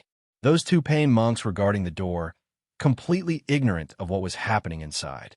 The scarlet slaves would hide in the ghost hallway's back door to pray, so if there weren't any problems, they would avoid going outside. As for the demon god enforcers, there were only a few of those freaks in the whole monastery. Marvin hoped his luck wouldn't be too bad, as the monastery was quite vast. Surely he wouldn't bump into one, right? On the side of the small platform was a small tree with deep roots, even growing inside rocks. Marvin tied one end of the wishful rope to the tree and the other end to his waist. Under the sunset, he held firmly onto the rope, cautiously going down bit by bit. Marvin's nimble shadow could be seen slowly climbing down the cliff in the fog. 3 minutes later, his feet touched the bottom. Got down safely. He checked his surroundings and found no traces of the demon god enforcers. After chanting the incantation to untie the rope, the wishful rope automatically coiled itself toward the top, leaving no trace behind. It would remain on standby until Marvin wanted to go back up. He would just have to say the incantation and the rope would stretch back down again. This was the skill of a high elf, after all. Only they had the ability to make such ingenious equipment. Taking advantage of the fact that there was still a bit of light in the sky, Marvin prepared himself to use his hands to feel his way in. He then arrived at the first hall. But at that time, the sound of a horse approaching could suddenly be heard, coming from the depth of the valley. Not good. It's a demon god enforcer. He is close.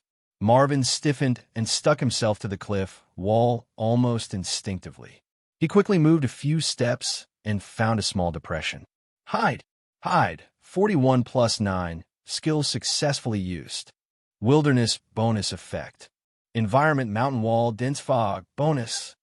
The tall armored horseman on a frightening warhorse arrived at the empty space outside the ghost hallway. There were around 10 meters from here to the door. Marvin gripped his curved dagger firmly, extremely nervous. He would be unable to beat this kind of demon god enforcer. The demon god enforcer by itself was close to 2 meters tall, and he was riding a frightening warhorse. Marvin might not be tall enough to reach his waist.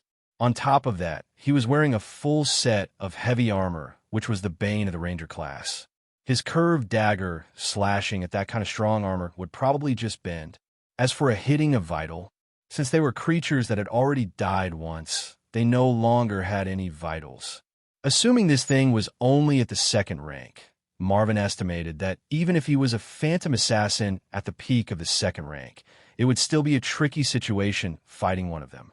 Its defense and vitality were both high enough to make people infuriated. Holy water would work, but sadly, the holy water in Marvin's void conch was just common holy water with a really low concentration. The holy water sold by the Silver Church was seriously diluted. The holy power contained inside was probably not even 1/1000000. It was enough to deal with mere zombies, but using it to deal with a demon god enforcer was as ridiculous as trying to kill a vicious dog with perfume. Marvin could only pray that his hiding skill was able to display its effect. That demon god enforcer was quickly passing by Marvin when he suddenly halted. Marvin's heart sank. But contrary to his expectations, the demon god enforcer abruptly let out a few weird and unpleasant-sounding words. It didn't take long for the monastery door gate to open. The demon god enforcer pulled on the reins, and the warhorse went straight inside, not looking back. Those two paying monks were still expressionless as the door once again closed. A cloud of dust flew. Luckily, I didn't climb down slower and meet a demon god enforcer. 3 minutes later, Marvin was soaked in sweat all over and, not daring to stay there, quickly entered the ghost hallway. His hide skill had saved him this time. Maybe the demon god enforcer also hadn't expected that someone could sneak through under the strict watch of the two paying monks. But if it was when he was hanging in midair, he could have done nothing to conceal himself or to hurriedly deal with his stuff. This demon god enforcer must have been out to carry out a mission. Their boss, Avenger Feinan, a man full of ambitions, was staying in the third hall. In the past, he was the sleeping lich's follower, but later he started having ideas on that divinity. A troublesome guy in short, and Marvin had no intention to look for Feinan to drink a cup of tea. His main goal this time was those 18 rooms between the first hall and the ghost hallway. There might be Scarlet Slave's monsters in those rooms. They weren't dead, but the demon god enforcers deprived them of their ability to think. Killing them would reward a pitiful amount of experience, and it was unlikely to give him anything. However, there were a lot of treasure chests inside those rooms, and these were Marvin's targets. Marvin used stealth, walking cautiously inside the quiet ghost hallway. Although the Scarlet Monastery wasn't an underground city and the probability of traps being there was low, Marvin was still doing a dangerous job, so he had to be careful. Triggering any trap would be a terrible thing, especially an alarm trap. Paintings were hanging on both sides of the ghost hallway. They were all portraits: knights, nobles, wizards, scholars. These portraits were all smiling, but it was a very weird smile.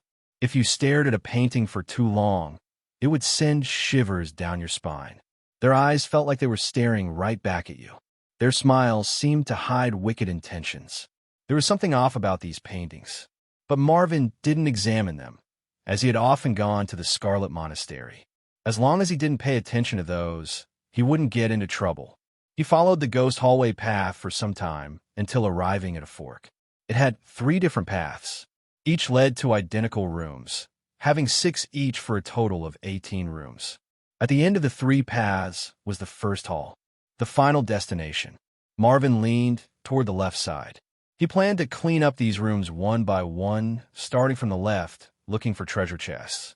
Uncommon items could appear inside these treasure chests. Marvin once got an uncommon dagger from this place in his past life. That dagger's effect was pretty good, so he used it for quite a long time. At that time, he unexpectedly caught a glimpse of a painting from the corner of his eyes.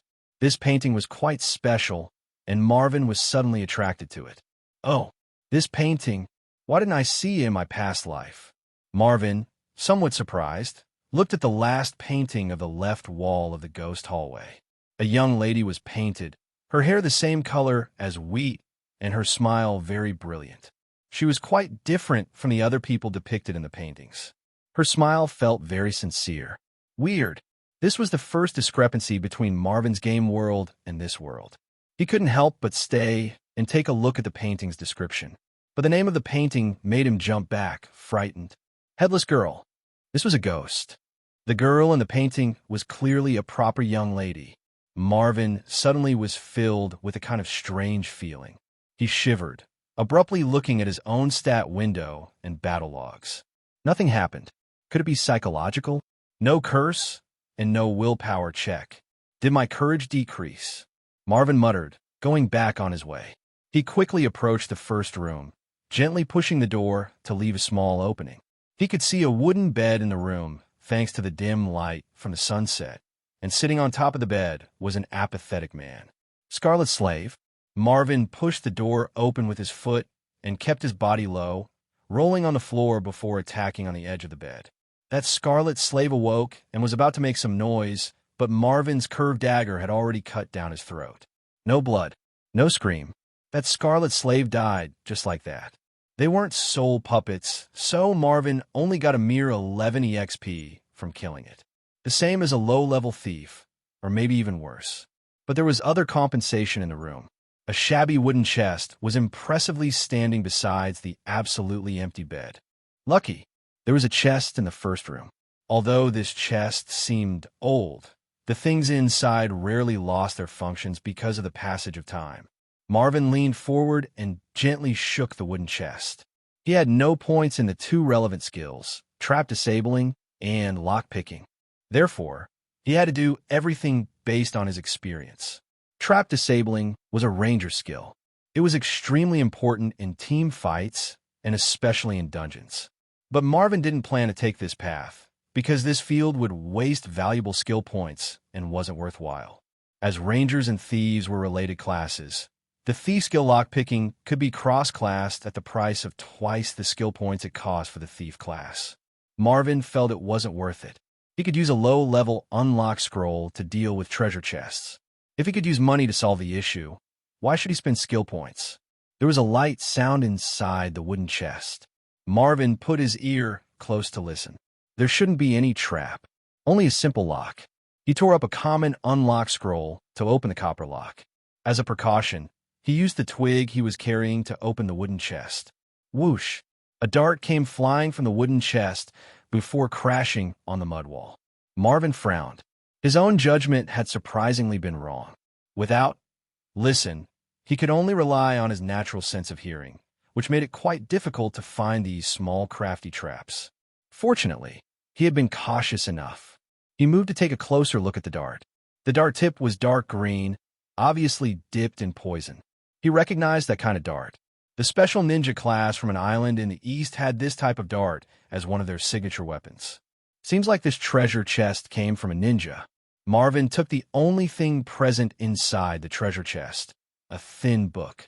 There were a few words written in common language on top of the book. Introduction to Hidden Weapons. It was a skill book, and a ninja skill book on top of that. Marvin blinked. A skill book. Finding one relied on luck, so looking for one specifically was pointless. He had fought a few ninjas in his previous life as a ruler of the night.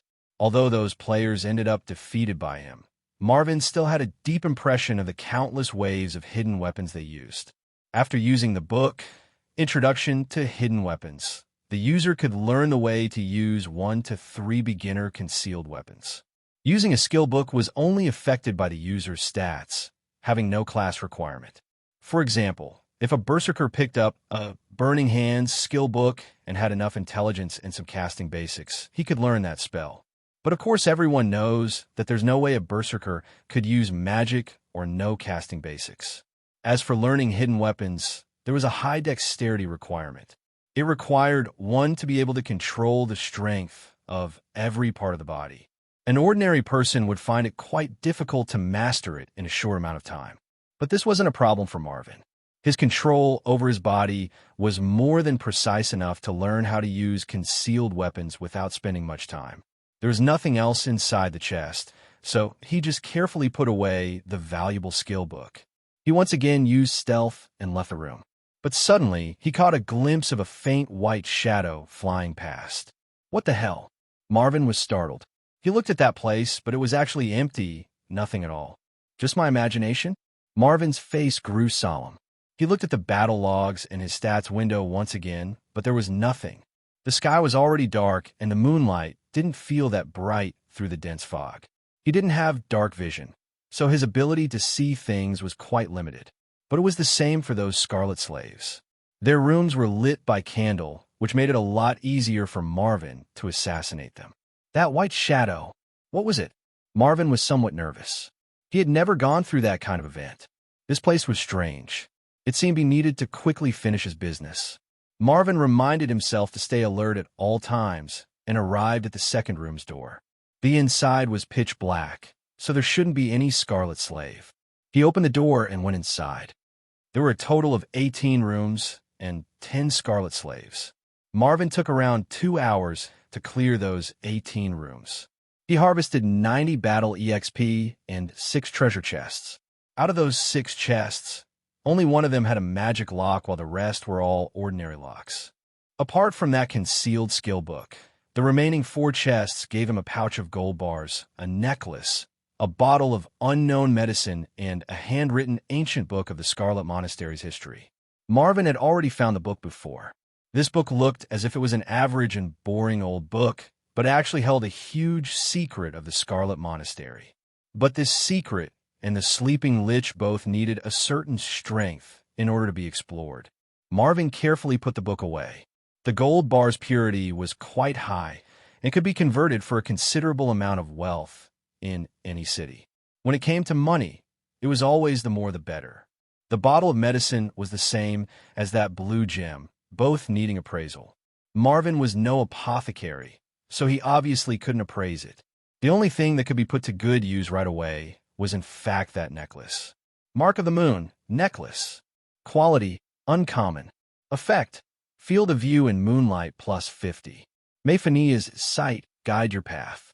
Requirement, 14 intelligence. Fenia was the moon deity's name.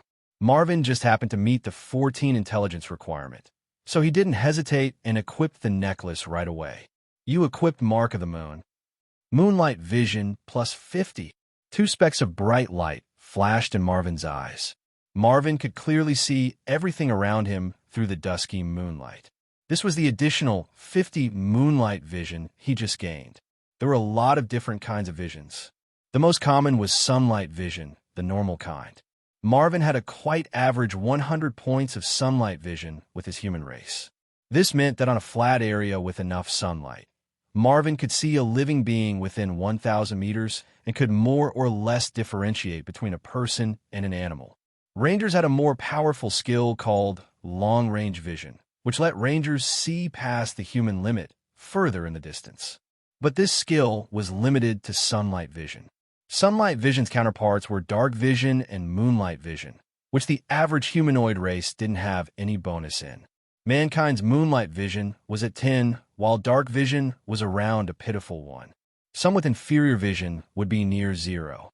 Moonlight vision's uses were quite limited, but it would display its effect as long as there was moonlight.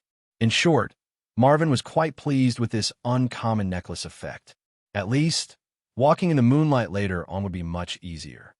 In front of Marvin was the last chest with a magic lock. That chest was a bit problematic.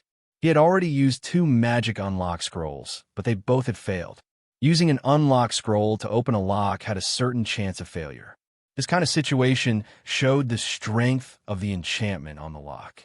He still had 2 more magic unlock scrolls, but the problem was that a magic lock could only take 3 scrolls. If the 3rd time was still a failure, the lock would become immune to scrolls. Marvin had a headache. Should he bet on luck? Or go back with the chest to buy an advanced magic unlock scroll? Forget it, better be safe than sorry. Let's take the chest back. This chest wasn't too big, barely fitting inside the void conch. But as he tried to put it in the void conch, he surprisingly found that he couldn't. Storage rejection? What kind of thing is inside? To reject a storage item? Or is it the chest itself that has a storage rejection? This changed things. Marvin couldn't take the chest back, so he could only gamble one last time. Ripping the last magic unlock scroll, he calmly waited for the result. The light blue magic key entered the keyhole, abruptly followed by a gotcha. Did it work? Marvin felt slightly happy, but the key suddenly shattered. The magic lock trembled before returning to normal. Still unable to open it, Marvin was a little gloomy. This chest obviously had something good, but being unable to get it really was annoying. A cold wind blew past. Marvin's heart suddenly grew cold. It's that white shadow again. It kept following me. Marvin suddenly turned around, his curved dagger silently appearing in his hand. But this time the area wasn't empty. It had a powerful, blinding light. Strong light. Despicable trick. Marvin closed his eyes just as the light ray appeared, his fighting instinct helping him make the best decision. He didn't retreat, but instead dashed forward with his twin daggers. The daggers had already been smeared with holy water. Regardless which demon or ghost, it would be unable to withstand it. Wait, wait. I didn't mean to harm you. A timid voice spoke. Can you keep your eyes closed?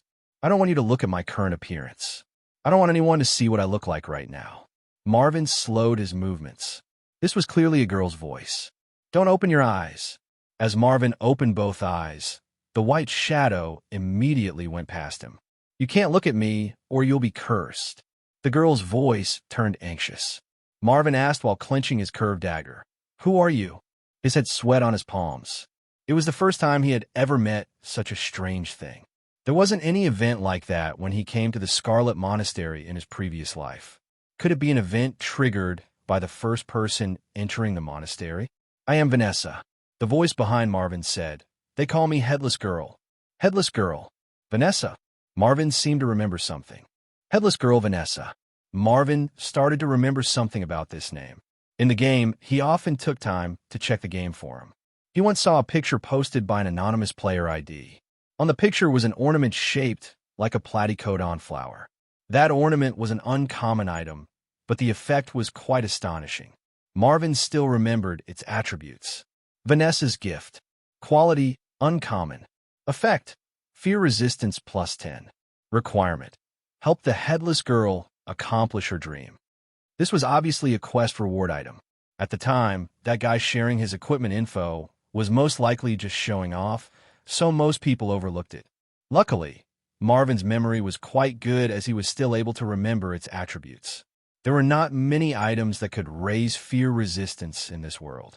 Marvin remembered a few, but they were hard to get hold of. There was originally no clue for how to get Vanessa's gift, but he just now figured it out. That anonymous player posted the picture just a week after the Scarlet Monastery instance was released. He probably was the first player to enter the Scarlet Monastery and triggered the Headless Girl quest then. Vanessa, why can't I look at you? Marvin asked hesitantly, wanting to know the ins and outs of the situation. He could feel that the girl had no malicious intent. Because my current appearance is very frightening. Every ordinary human that looked at me would be cursed from fear. You might lose your mind, Vanessa explained. So please, by all means, don't turn and look at me, please. Marvin nodded. The Headless Girl's body probably had a strong fear effect attached to it, that kind of trick. If someone saw her body, he would need to face a fear check. Although Marvin had a tough soul, if his body was unable to endure and fail the check, he would be done for. He still wasn't fond of taking risks. Why did you appear? He asked. My head has been stolen by a despicable person. Can you help me retrieve it? Vanessa quietly asked. The girl's voice felt somewhat terrifying in this quiet, empty room. Marvin glanced at the shadow on the ground. Under the light of the moon, a blurry shadow could be seen on the ground. There really is no head. Marvin gloomily cursed in his heart. Sure enough, it's the Headless Girl. He forced a laugh. I am a mere human. Why do you think I can help you? I can feel that you have strong willpower, and your fighting skills are quite excellent, Vanessa said in a low voice. You can stealth, and could easily steal my head back without that despicable guy noticing you. I need more detailed information to decide whether I should get involved in your matter. Marvin spread his arms as if there was nothing he could do, adding, I don't want to lose my life. 10 minutes later, a sneaky shadow returned to the ghost hallway. He approached the painting. Headless Girl. He was pondering whether he should accept the Headless Girl's request or not. An item able to increase fear resistance wasn't something easy to find. On top of that, the quest didn't require fighting, only stealing something, which was his domain. After agreeing to the Headless Girl's request, another quest appeared in Marvin's quest menu. Marvin already knew about the quest details, and the reward was This kind of random quest reward was always a gamble, but luckily this time, he already knew what the quest reward was. He followed Vanessa's directions and gently put both hands on the painting. Relax, relax. Vanessa's gentle and soft voice could be heard next to his ears. Close your eyes. Now, step forward. Marvin did as told. Creak. Marvin opened a door and took 2 steps forward while closing his eyes. The quiet and peaceful surroundings suddenly turned clamorous. A bird was chirping on top of a branch. It seemed like he had arrived in a forest. The next second, Marvin opened his eyes and sure enough, he was in a small forest. You have discovered a mysterious location, Baknin. Knowledge, Insight +5. Knowledge, Insight, Baknin World. This place is a painting made up of distorted space, located between Feinan Continent and the underworld. It looks like an ordinary farm, but evil spirit envoy Morris rules over every piece of land here. He has two forces under his control, crow patrols and dark knights. Every fine thing in this place is false. You have entered the painting world, Baknin. He was surrounded by birds, fragrances, and surroundings full of vitality. Behind him was an almost dried-up locust tree. He made sure to remember that tree's look and location, as it was his only way home. The headless girl wasn't able to come with him in the painting world, so he had to act alone for what came next. His target was a castle on a hill in Baknin. This castle belonged to the lord of this area, known as Old Morris, who apparently was an lower plane evil spirit envoy specialized in removing people's souls and sealing them in his own painting world. Caution was required in this kind of place. Otherwise, a careless person might have to stay forever inside this terrible painting world. Vanessa's head was concealed in Morris' castle bedroom. Marvin had to sneak in, steal the head, and then return it to Vanessa. Then Vanessa's soul could be freed, and Marvin's quest would be completed. If it were a high-level evil spirit envoy, he should have been able to subdue the willpower of the girl's soul. Morris is probably an ordinary evil spirit envoy, perhaps a second-rank evil spirit sorcerer. Unfortunately, the holy water sold by the Silver God Church had a very low concentration. If I could get hold of a number 13 holy water, maybe I would have a chance to get rid of Morris. Evil spirit envoys and those like Heist were different. Even though they might share the evil spirit sorcerer class line, their races were different. Lower plane evil spirits were very vicious, had a strong vitality, and didn't have any weak points like human grave robbers. Marvin walked quickly and stealthily out of the forest and arrived on a small hill mound. He gazed into the distance from the small hill and saw a large field of wheat growing healthily and a few silhouettes roaming there. Those are obviously the farmers tending to the land. This was a true world. Really amazing. Marvin was astonished. There was a castle on top of a small hill at the end of the wheat field. Marvin crossed the wheat field without startling anyone. His perfected stealth had outstanding results, even if it was limited by the skill level. He soon arrived at the castle. There was only a bridge made of a single log outside the castle.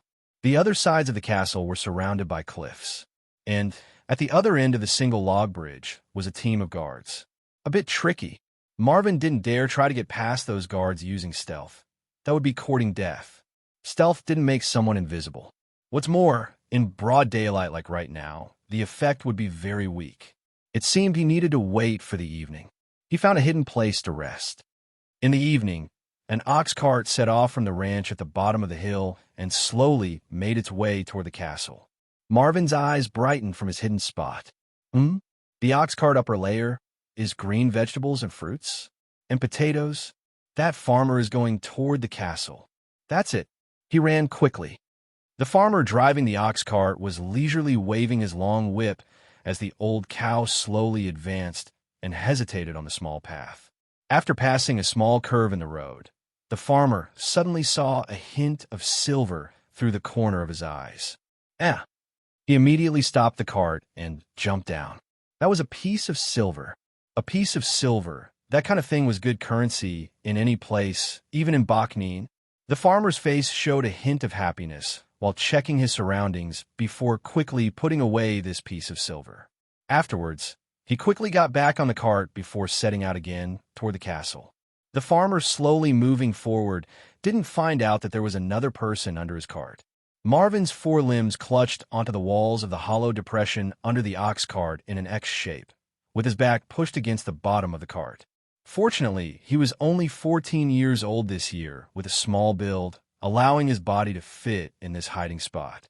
He once had a similar experience, but at that time he had used the assassin's special bone shrink skill to change his height and weight. 5 minutes later, the ox cart arrived at the castle gate. After a simple check, the guards let it go inside. Marvin, still under the cart, felt his limbs getting very weary but clenched his teeth and persevered. This was the safest way to enter the castle. The cart was slowly moving inside the castle, probably toward the kitchen or the warehouse. Marvin carefully scouted around, and when he saw that no one was around, he suddenly let go, silently lying on his stomach. The ox cart kept going, the driver completely unaware of what had transpired. Marvin checked his surroundings, used stealth, and instantly disappeared into the castle main lobby. The Lord's bedroom was quite easy to find, as it was the highest room in the castle. In general, only idiots would set traps in their own bedroom. After learning through the servants gossiping that the city Lord Morris would spend the night in his laboratory, Marvin waited until evening and then decisively sneaked into that spooky room. He looked around the room for a while before finally beginning to search through the mess. Bat claws, a human skull, bones from the hand of a demon, some spell reagents in short. He finally managed to find a parcel among the mess. It was covered with a dark cloth with a special and somewhat strange nail keeping it closed. This was exactly what Vanessa described. A curse to turn one into an evil spirit slave? Marvin recognized these patterns. It looked like this evil spirit envoy had planned to turn Vanessa into an evil spirit slave.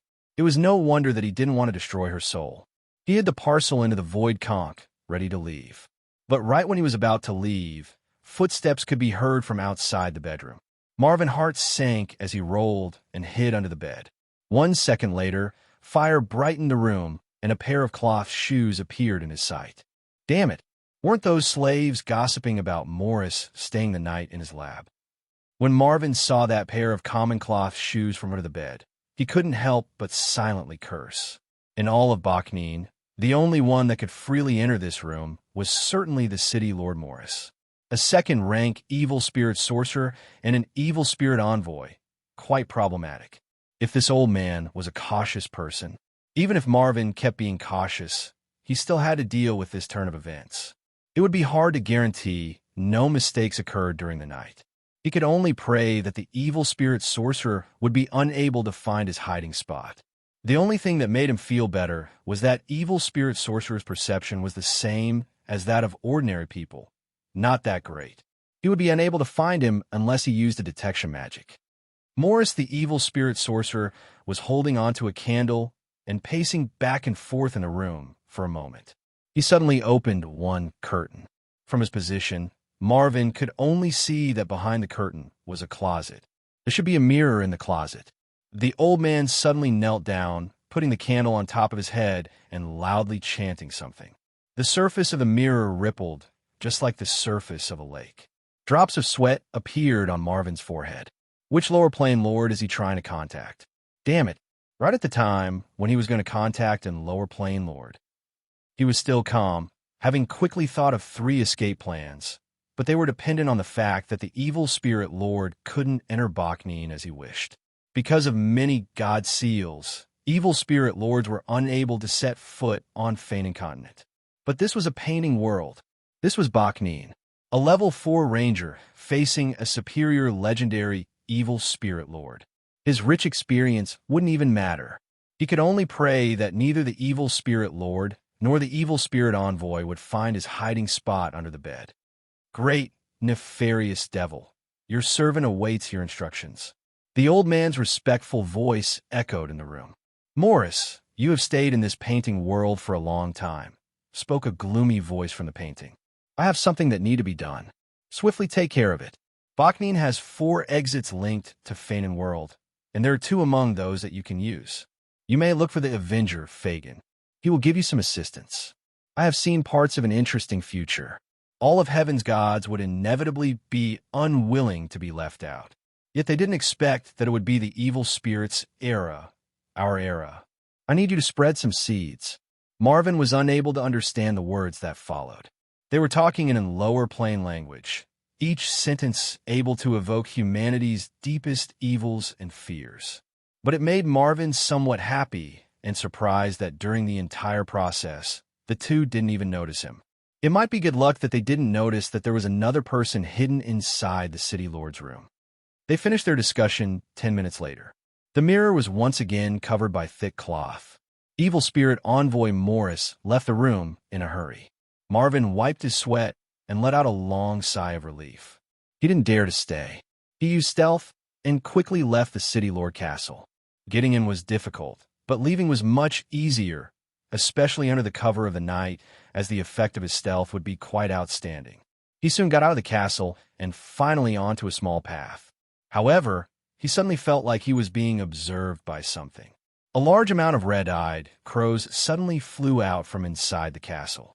He could faintly hear a bellowing cry afterwards. Not good. I was discovered. The head most certainly had an imprint that would trigger once brought out of the castle, and it would alert Morris. Marvin had one thing in mind. He had to quickly leave this world now. Fortunately, he wasn't far from that strange locust tree. As he thought of it, he began sprinting. In the castle laboratory, the evil spirit envoy's angry roar echoed through the entire room. Damn thief! Send a crow patrol and the dark horseman. Kill him and return me, my most beloved slave's head.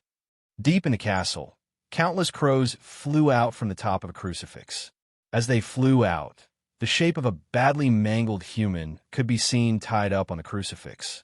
Horses stomping on the ground could be heard echoing, as each and every dark horseman rushed out from the darkness to kill. Marvin's shadow was quickly skimming between the wheat fields. There were so many patrol crows in the sky. He couldn't even hide himself. So he simply stopped hiding, directly exposing himself, and sprinted at maximum speed toward the location of the tree he remembered. Those patrol crows were frantically diving down, trying to slow Marvin down. Drop dead. Marvin was also angry. He quickly swung the curved dagger in his hand, as if weaving a net made of slashes. In the blink of an eye, 5 or 6 crows died under his blade. But more and more crows would group up and dive down, so Marvin could only roll away, cutting a sorry figure to avoid them and then get back up once again. His roll skills were refined through countless amount of PK. His kind of dodge looked as if he was in dire straits, but it was actually a pretty useful fighting skill. However, the patrol crows still managed to reduce Marvin's speed and delay him. When he rushed into the forest, blood all over his body, a dark horseman was already coming to attack from the side. As he heard a horse rushing toward him, he saw a tall and impressive figure in front of the tree, blocking his path. Clang! The dark horseman unsheathed his heavy sword. He wore a helmet while lifting his sword with one hand and holding the reins with the other. The horse was crazily rushing over. If they were on a difficult terrain, they would fight as infantry, but either way, they dominated over their opponents. With the mount's charging power, aside from barbarians, no adventurers would dare to stand in front of them. Marvin's pupils dilated. There was only one horseman. I still have a chance. He suddenly took 2 curved daggers from his waist and began to run toward the forest, taking a roundabout route. The dark horseman was relentless in his pursuit. Marvin abruptly took a big stride forward and went around a huge tree.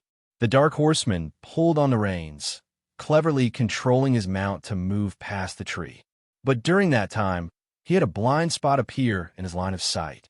At the split second when he got his horse to go around the tree, Marvin appeared in front of him. Get lost for me.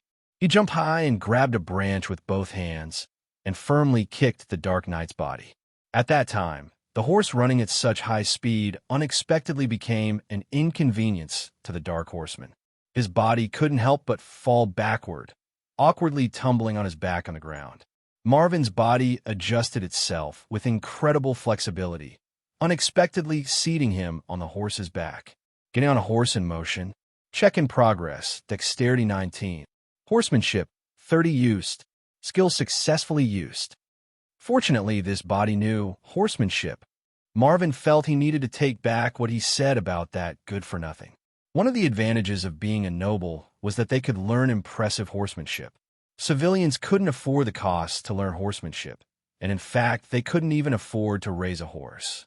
His body was leaning quite low while he made the horse charge toward the tree. He could hear more and more horses on both sides of the forest. Even more dark horsemen were surrounding him.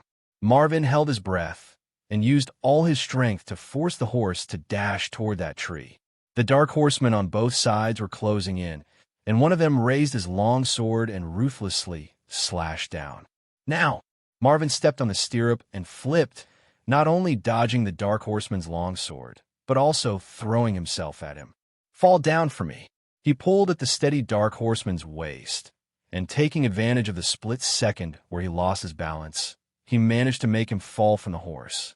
But the horse unexpectedly neighed during that moment and fell down to the side due to the loss of balance. Marvin also stumbled and fell to the ground, and he was only 10 steps away from the tree. But another dark horseman on the side came slashing at him. Marvin took a deep breath and raised his right hand. Versus Bond, Rainbow Jet, frightening rainbow rays interweaved together, forming a net, and blocked the advance of the dark horseman. Marvin took advantage of the situation and got up from the floor before hurriedly rushing toward the tree. That was close. Marvin's body fell in the ghost hallway, and surprisingly, the headless girl's painting disappeared from the wall. "Thank you. I already shut this exit, so monsters from Bachnine shouldn't be able to come out for the time being." The pleasant-sounding voice echoed behind him. "This is your head." Marvin softly put the parcel on the ground. Thank you a lot. I finally have freedom." The parcel opened on its own, a gray flickering light coming from it. Marvin's heart skipped a beat, and he turned around. Behind his back stood a beautiful girl. She should be in a soul state. Since her head was retrieved, she should be a regular ghost now. "I want to leave. This is an ominous place." "You shouldn't linger either," Vanessa said gently. "While you were helping me get my head back, I helped you open a magic lock on that chest. Consider it to be a small token of my appreciation. Still, thank you." Her voice sounded softer and softer as her body began to gradually dissipate, and finally, only her bright smile remained. Marvin bowed slightly, his right hand placed on his heart, paying respect to that cute and noble girl. Her soul was extremely pure. An evil spirit transformed from this kind of soul would often be very strong. This was the most important reason why evil spirit envoy Morris had an eye on her. Marvin heard of the evil spirit's tricks. The average person would be unable to resist them, but Vanessa did. Her head was separated from her body, suffering all kinds of torture day and night, but she still did not yield to the evil. In this world, such people were rare. In the end, mankind is weak. But, as a sage once said, mankind is also great. It wasn't because their potential surpassed all other races, but because even in the darkest times, light would appear in the form of pure-hearted people. These people were not polluted by the mortal life and would stop mankind from slipping into the abyss. After the headless girl's soul departed, a platycodon flower was left behind in the shape of an accessory. This was Marvin's quest reward. As for that magic treasure chest, it should have been a gift. Marvin found the chest and opened it, but the thing inside exceeded Marvin's expectations. He was shocked to find a severed finger inside. This wasn't just anyone's severed finger. You obtained the severed finger of a half-god lich.